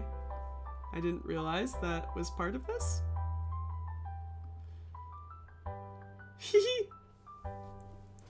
Cylinder seals. Yeah, this room is not Egypt, which is odd, but okay. Oh, full ziggurat? Maybe it's supposed to be or something. Also, this is the worst 360 tour ever because I can't even see the stuff over there. I can't even see this stuff. Oh, brewery tomb model. Okay. I see nothing. I can see nothing from this section. It's so far away.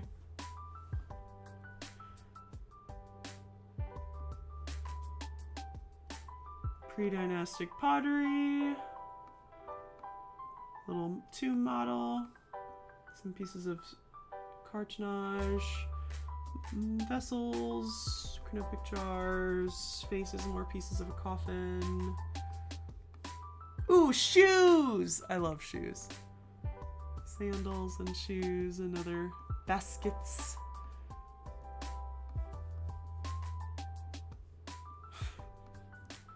I just realized all three of these placards have this cat like separating the section. Like this is obviously the conversation, like the sectional text, and then these are all of the labeled text, like for the labels for the individual objects, but they all are separated by that cat, which is kind of weird. Ooh, these are nice. Nice pieces of, some piece of papyrus and linen. This is like a linen shroud with Osiris on the front. That's nice. computers now have Big piece of stone that I can't see. He's nice too. What is he holding? It's a weird one for me. And then there's this big thing, which I can't tell if it's real or... Oh, that's it. There's something over there, though. It's the worst 360 tour. Alright. Upstairs for rulers. Oh, look. There's a whole section that they didn't include with the really cool freaking Sphinx, but nope. Nope. Alrighty. Another boat. Another random stela. Well, you're not supposed to be here. Oh, look. I can't read that exactly, but it sort of might say Amarna. It might be an Amarna building. A corn mummy!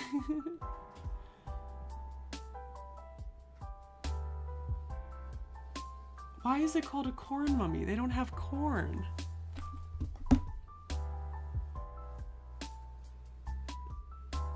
It's not a corn mummy. I don't know why they would call it that. Well, that's a reconstruction of a very famous statue of Pharaoh Khafre.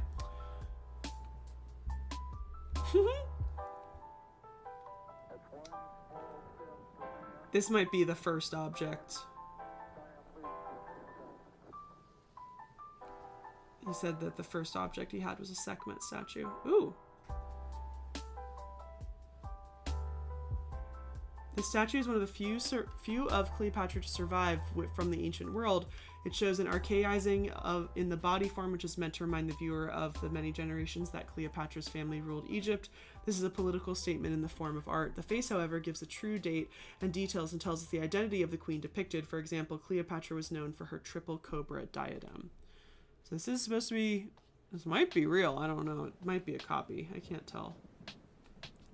It's hard to tell if any of these things are copies or anything else. God, there's 4 floors of this museum. I feel like we're in a basement.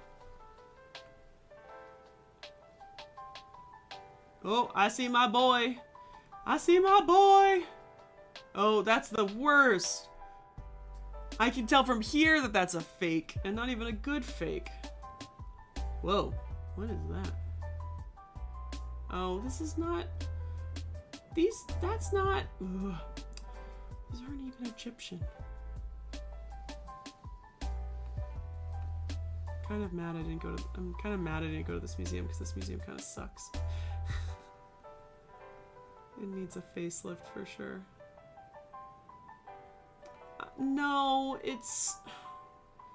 I don't know. It's probably something for cooking, but to be honest, I have no idea.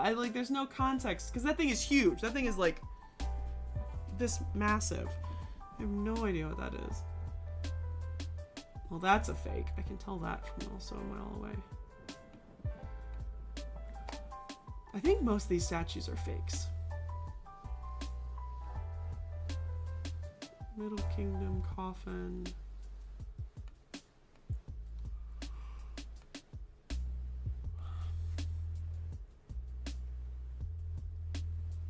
Sistrum. Name of King Psamtik I. Cool. Where is it? That one? You can't even see it. No, it's maybe there. Pieces of a coffin. Pieces of a coffin. Little Anubis figurines. False door. It's just like never-ending nothingness.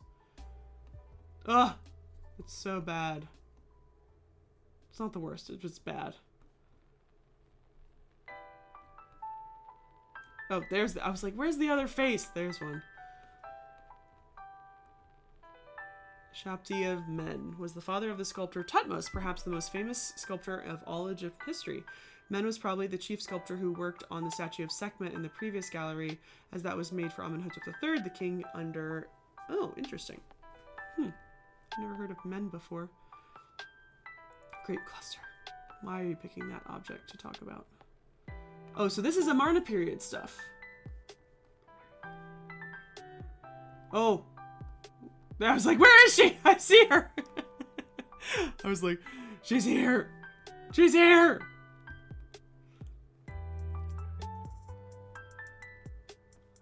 That's actually a pretty good replica, though. Sometimes it's really obvious when the replicas are so bad, but that's actually not that bad. She kind of looks, although it kind of looks smaller than the original one, but.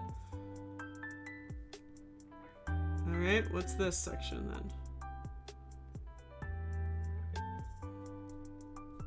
What is that? It's a really weird statue. This is cool. I like this. I like a step pyramid replica. I like a replica like this. It's cool. It shows, you know, the scale of the whole thing.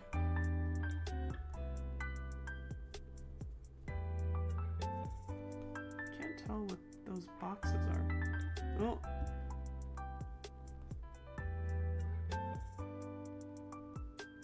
Weird little room.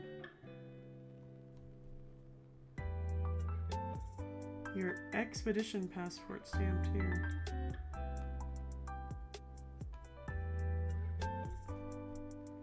So these, I guess, are semi-religious artifacts. Sort of? Everything seems very hodgepodge everywhere.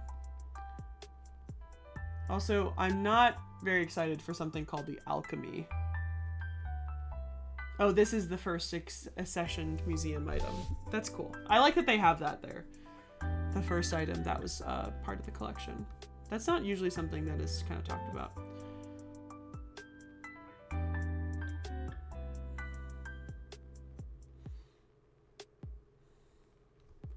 Oh no.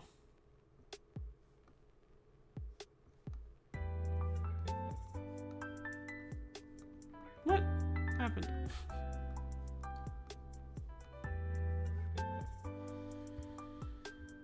I mean, obviously this has nothing to do with Egypt, but it's kind of weird. Why would you have this? Why do you have an alchemy? The Rosicrucians are weirdos. Oh, here's the outside.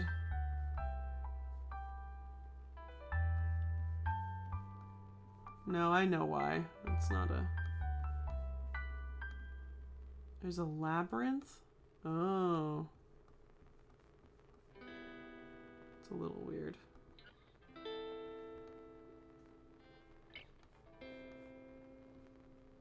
This is such a weird place. There must be. Alright. I think that is technically it. I think we'll briefly go through the Geyer Anderson Museum, but I don't think we're going to go through the Coptic Museum because I don't know anything about the Coptic religion or anything like that. But this is a really, really cool museum, and I went here when I was in Cairo last year.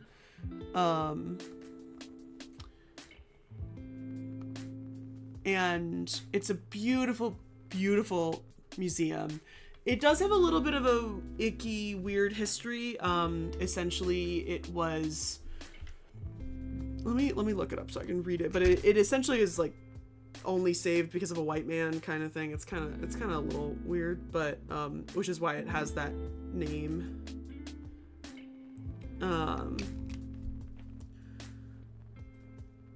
It's an art museum located in Cairo, Egypt. It is right next to the well, I'll show you briefly, the Mosque of Ibn Tulun, which is one of the oldest mosques in Cairo, but it's also one of the oldest mosques like in the world. But I think it's the oldest mosque in Egypt itself. So it takes its name from Major Robert Greenfield Geyer Anderson Pasha, who resided in the house between 1935 and 1942 with special permission from the Egyptian government. The museum is noted for being one of examples of 17th century domestic architecture left in Cairo, and also for its collection of furniture, carpets, curio, and other objects. Let me just briefly tell you the history. He joined the Royal Army Medical Corps in 1904 and was later transferred to the Egyptian Army in 1907. He was then promoted to becoming major in 1914, and during the same year, he became the Assistant Adjutant General for Recruiting in the Egyptian Army. He retired in 1924, but continued to live in Egypt, expanding his interests into Egyptology and Oriental studies.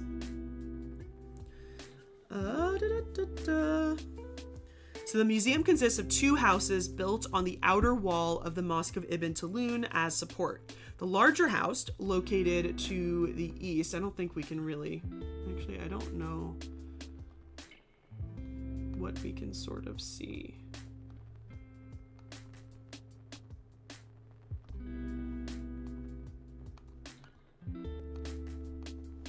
I kind of want to go back through here. Maybe not. I think this is the outer, I think this is like the outer wall of Ibn Tulun.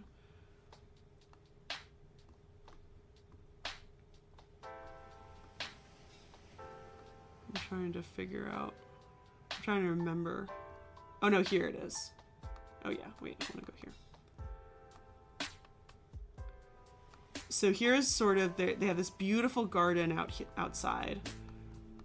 And this is sort of, oh God, this place was so gorgeous. I was really happy when my dad said that we could take an Uber to go here in this really random house. So I think this is the 2 houses, and this door all the way at the end, which might even be open. There we go. Oh, the mosque. I didn't even know you. So this is the mosque. So literally this is the house. So I thought we could enter through this door, and turns out we could not. So we had to go back outside. But this is the mosque, and you enter from over here, and you enter the actual inside portion of the mosque. But this is like this beautiful, beautiful mosque. It's like genuinely so gorgeous. And so the museum is just right over here. Is this all in Arabic or English? Oh, here we go. It's also known as the Bat al-Kritliya, as one of the most famous and richest of Egypt's house museums. It is a living example of Egyptian private home in the Ottoman period. The museum consists of 2 houses that date to the 16th and 17th century, and then the houses are beautiful examples of the architecture of the time and well situated by the fact they are overlooking the mosque.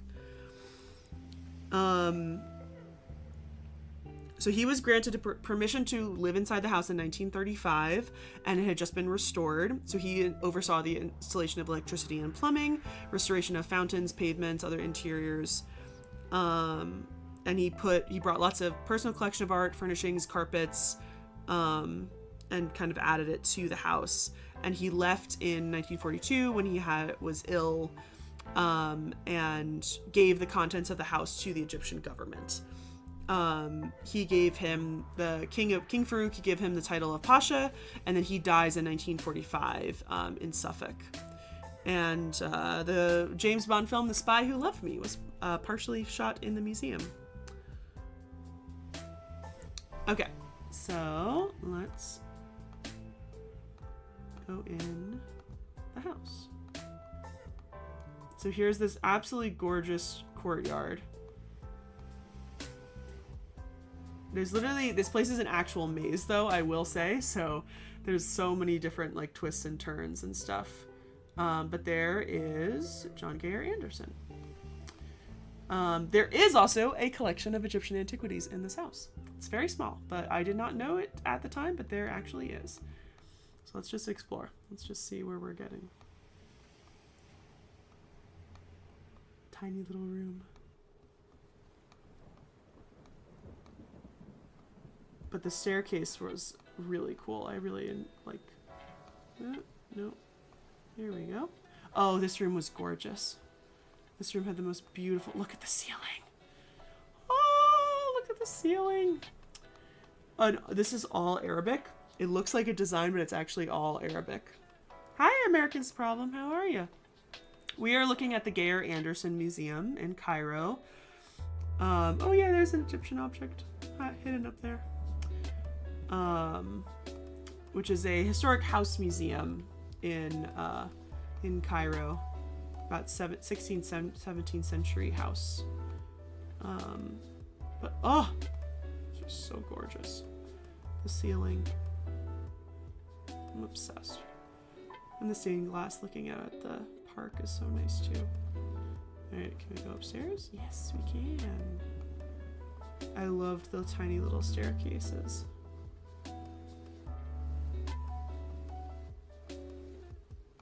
Oh, this is the ceremonial room. I loved this room. Or maybe not. Is this the ceremony room? No, this is not the ceremony room. This is the Winter Hall reception room, which is also gorgeous and also has a super detailed wooden ceiling. It's so nice. Tiny little room. There's also so much great art in all the rooms, and some of them are very much like themed. Oh yeah, another staircase. Oh, we're outside. And this is the harem. Also gorgeous. Also, none of these things have full... Ah! Hi, Ruby Mad Hatter. None of these things have full windows. Like, I think now they have glass, but they would have been completely open air to allow airflow. And you can see how the amazing detail of this actually shows off like Arabic words and such. Look at the ceiling! One of my favorite parts of the Metropolitan Museum of Art that nobody ever goes to is the Islamic section. Like, truly, anytime I would go, I needed like a space. Like, I would need just like quiet time at the Met. I would go into the Islamic section because nobody was ever there. And the Islamic section of the museum has one massive ceiling like this that's just like gorgeous. And I wish they like kind of left the floor bare and put like little pillows, because I would love to just sit and look at it. But just the woodworking is just like exquisite. It's just so beautiful. And the boxes. I love the boxes and the doors and everything.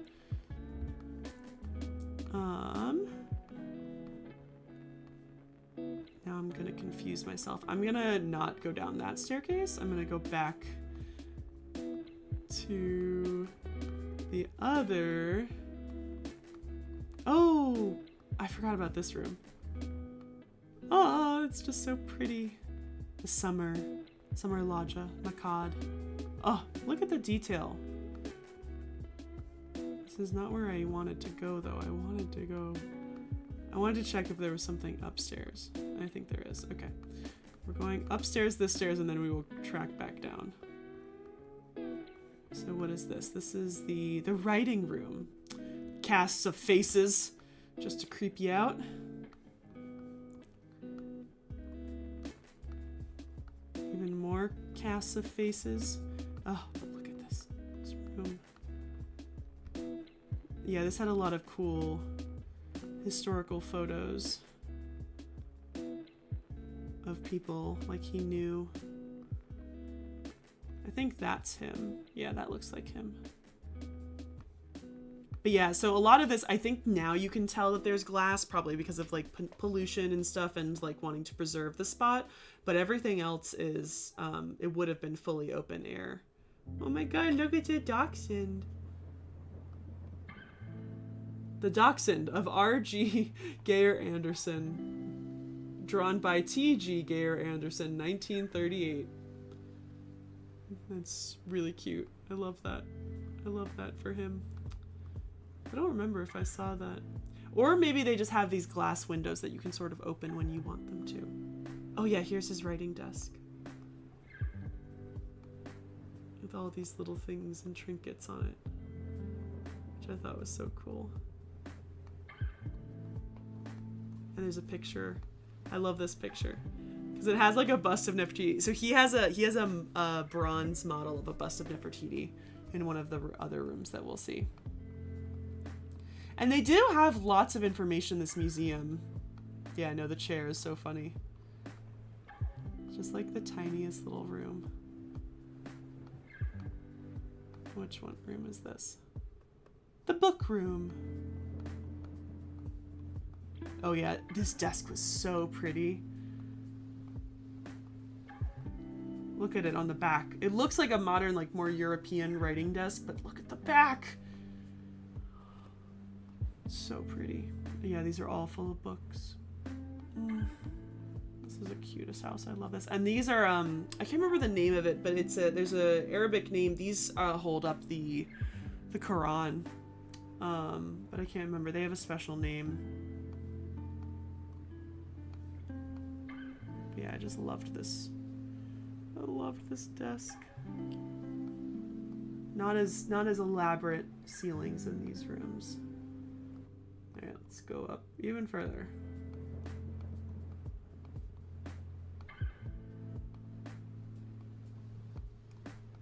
Oh.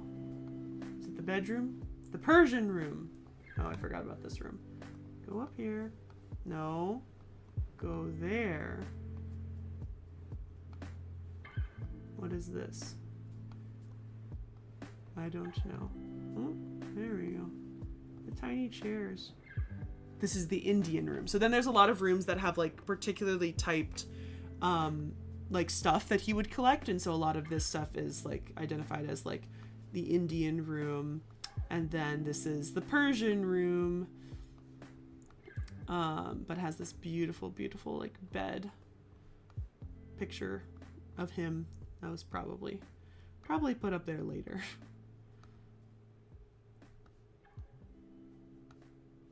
Oh, I think this is the Byzantine room. So there's a little Byzantine section over here. Oh yeah, then this was one of my favorite. I loved this part of the house. Actually, I'm gonna go briefly back and show you this. No. Here. Oh my god. Can you listen to me? This.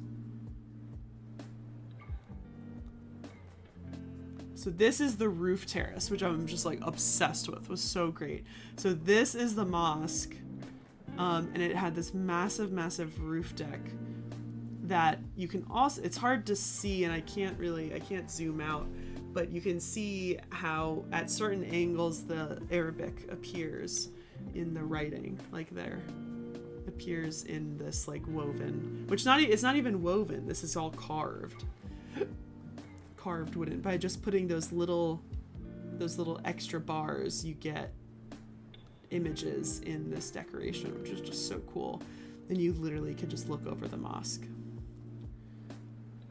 And then it goes all the way, I think, around there as well. But obviously it's not available on our... I know, isn't that like a crazy amount of work? Alright, this is one of my favorite rooms. So you have a tiny little face of a dendera, like Hathoric column, and tons and tons of drawings and paintings of like Egypt and other locations. And then you come in here. Oh wait, where's the mummy? Okay, when I was here last year, there was a mummy in this room. So you also may have heard, oh, that's the mummy. That's so funny. The mummy was right here when I saw it in this room. The funny thing that you may have heard the word Geyer Anderson before is you would have heard it because there is something at the British Museum called the Geyer Anderson cat. I believe it's the one at the Egyptian British Museum, but it is a particular bronze cat that most other bronze cats you're going to see, like that are tourist trap thingies, are modeled after this particular bronze cat. And I believe he discovered it or something. But this room's called the House Museum. And so it has all these like drawers full of stuff. And then the bronze bust of Nefertiti in the back. And yeah, the mummy, I can't remember. I don't think she's real. But I can't remember. She's now in a table right over here, so I don't know. She might not be real. I thought she was real, but okay.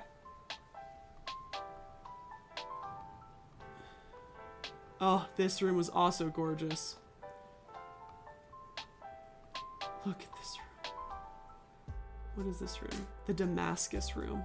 Oh, just look at the detail. We couldn't come into this room fully, but this is just like, come on. Like, come on.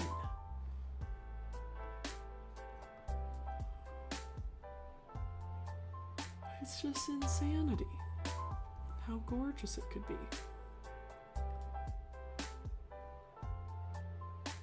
Maybe that was the mummy. This was my favorite room of all. This is the Pharaonic room. It is the smallest, tiniest, and darkest room of the entire museum. But it is full of artifacts. Like an ear. Like full of artifacts. But it is impossible to take photos in this room. Like, impossible. I would show you the photos I have, but they're literally awful. Because it's so dark in this room.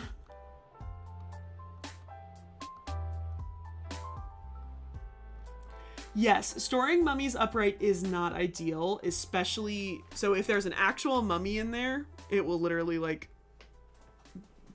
break their ankles, sort of. And then if it's just the cartonnage and no mummy inside of it, that's even weaker. Technically, it's usually a thinner thing. If it's wood, that the actual wood coffin, you might be better, but usually the foot part was added on later. Was added on because they don't have wood in that great condition in Egypt, so they kind of had to do that. So it was a little bit hard sometimes.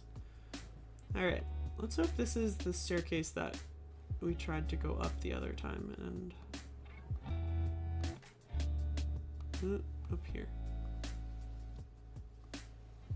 Beautiful room. The harem, the ladies' quarters. I don't even think he was married though, so. Oh, this is the secret door! Oh, there's an ad. I'll tell you guys about the secret door in a second. When the ad is done.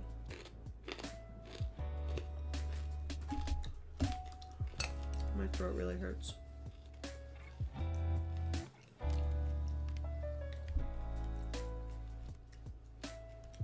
I also have to figure out where I'm going to work tomorrow.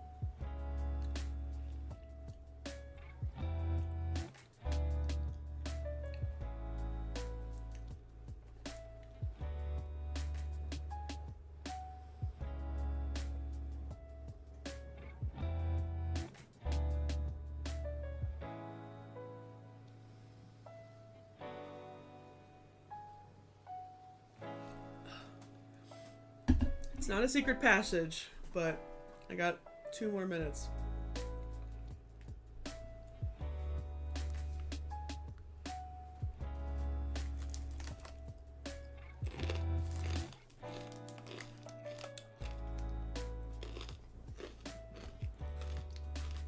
forgot the next couple lines, but there it goes.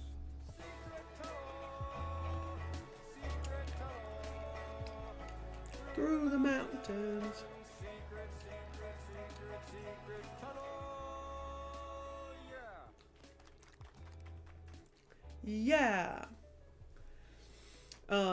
It is not a secret tunnel. It's a secret room.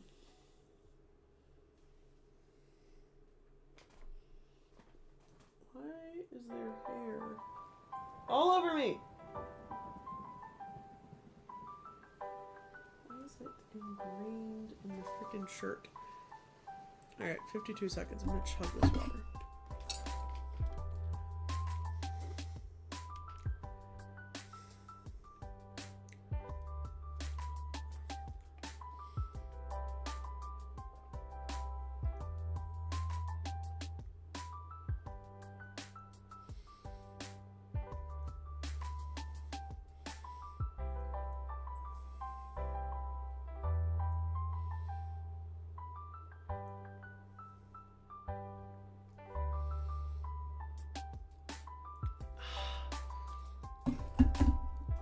Ugh.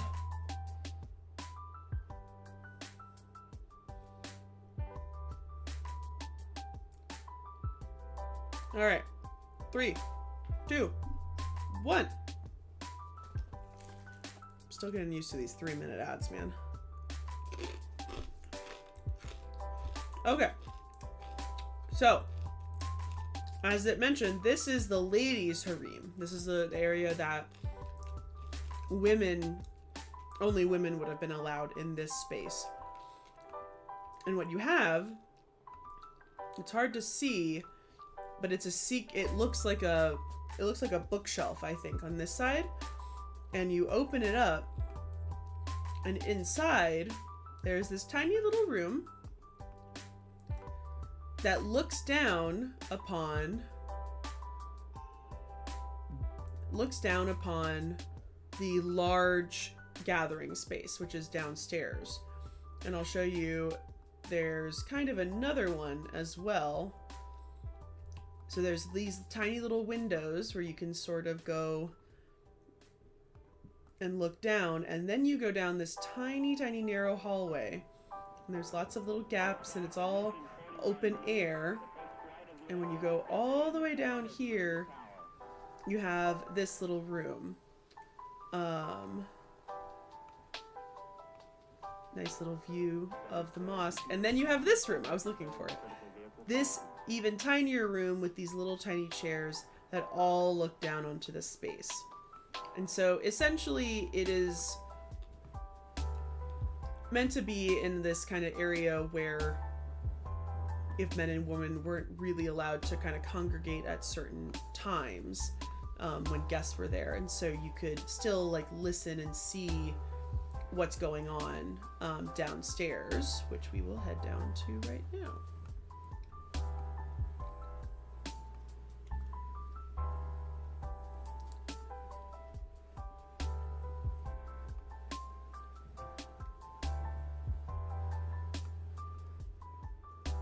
There's a beautiful courtyard down there that has lots of reconstructions of pieces and stuff. And then this is like the celebration hall. This is like the most gorgeous room. It's this massive room. And this is all tile on the floor. Itty bitty pieces of tile all put together. There's a fountain here in the middle of this room. Me and my dad sat in here for a really long time.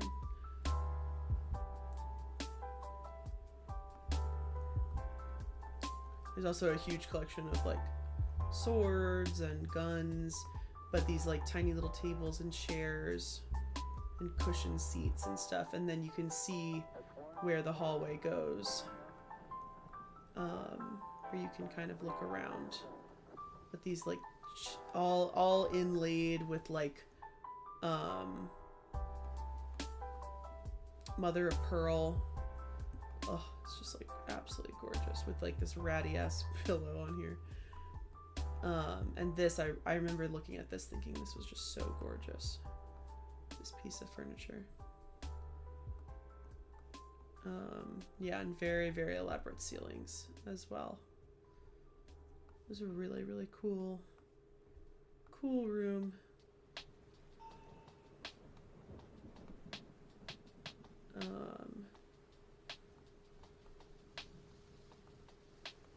This small little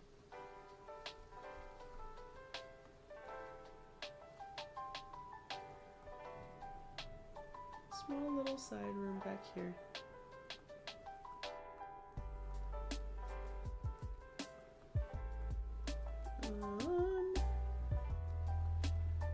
Now I gotta find, there we go.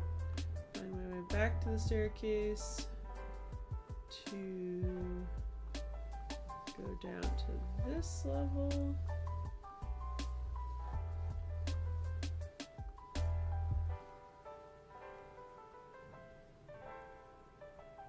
Which is one of the entrances. But then there's this courtyard out here, which is really cool. And there's also these tiny rooms, which I thought were so interesting. These little cellars. And like storage spaces and such. And each one of these had these tiny little collections, and the lights would go on every so often. There was one room. Oh, that's what it was. This is called the birthing room. There are a lot of weird names. And then it's just like this random huge China tea set and stuff.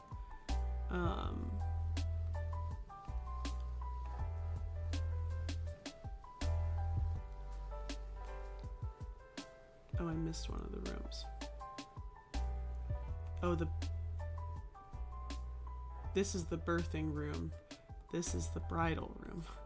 Again, beautiful bed and like these tiny little, like, I think it was like jewelry. These were shoes. I don't even know if you can see it. Combs and spoons. It's very weird, very odd collection of things. All right, have I seen everything? Have we seen everything? I think I would say we have. Because now we're back out, yeah, here in the courtyard.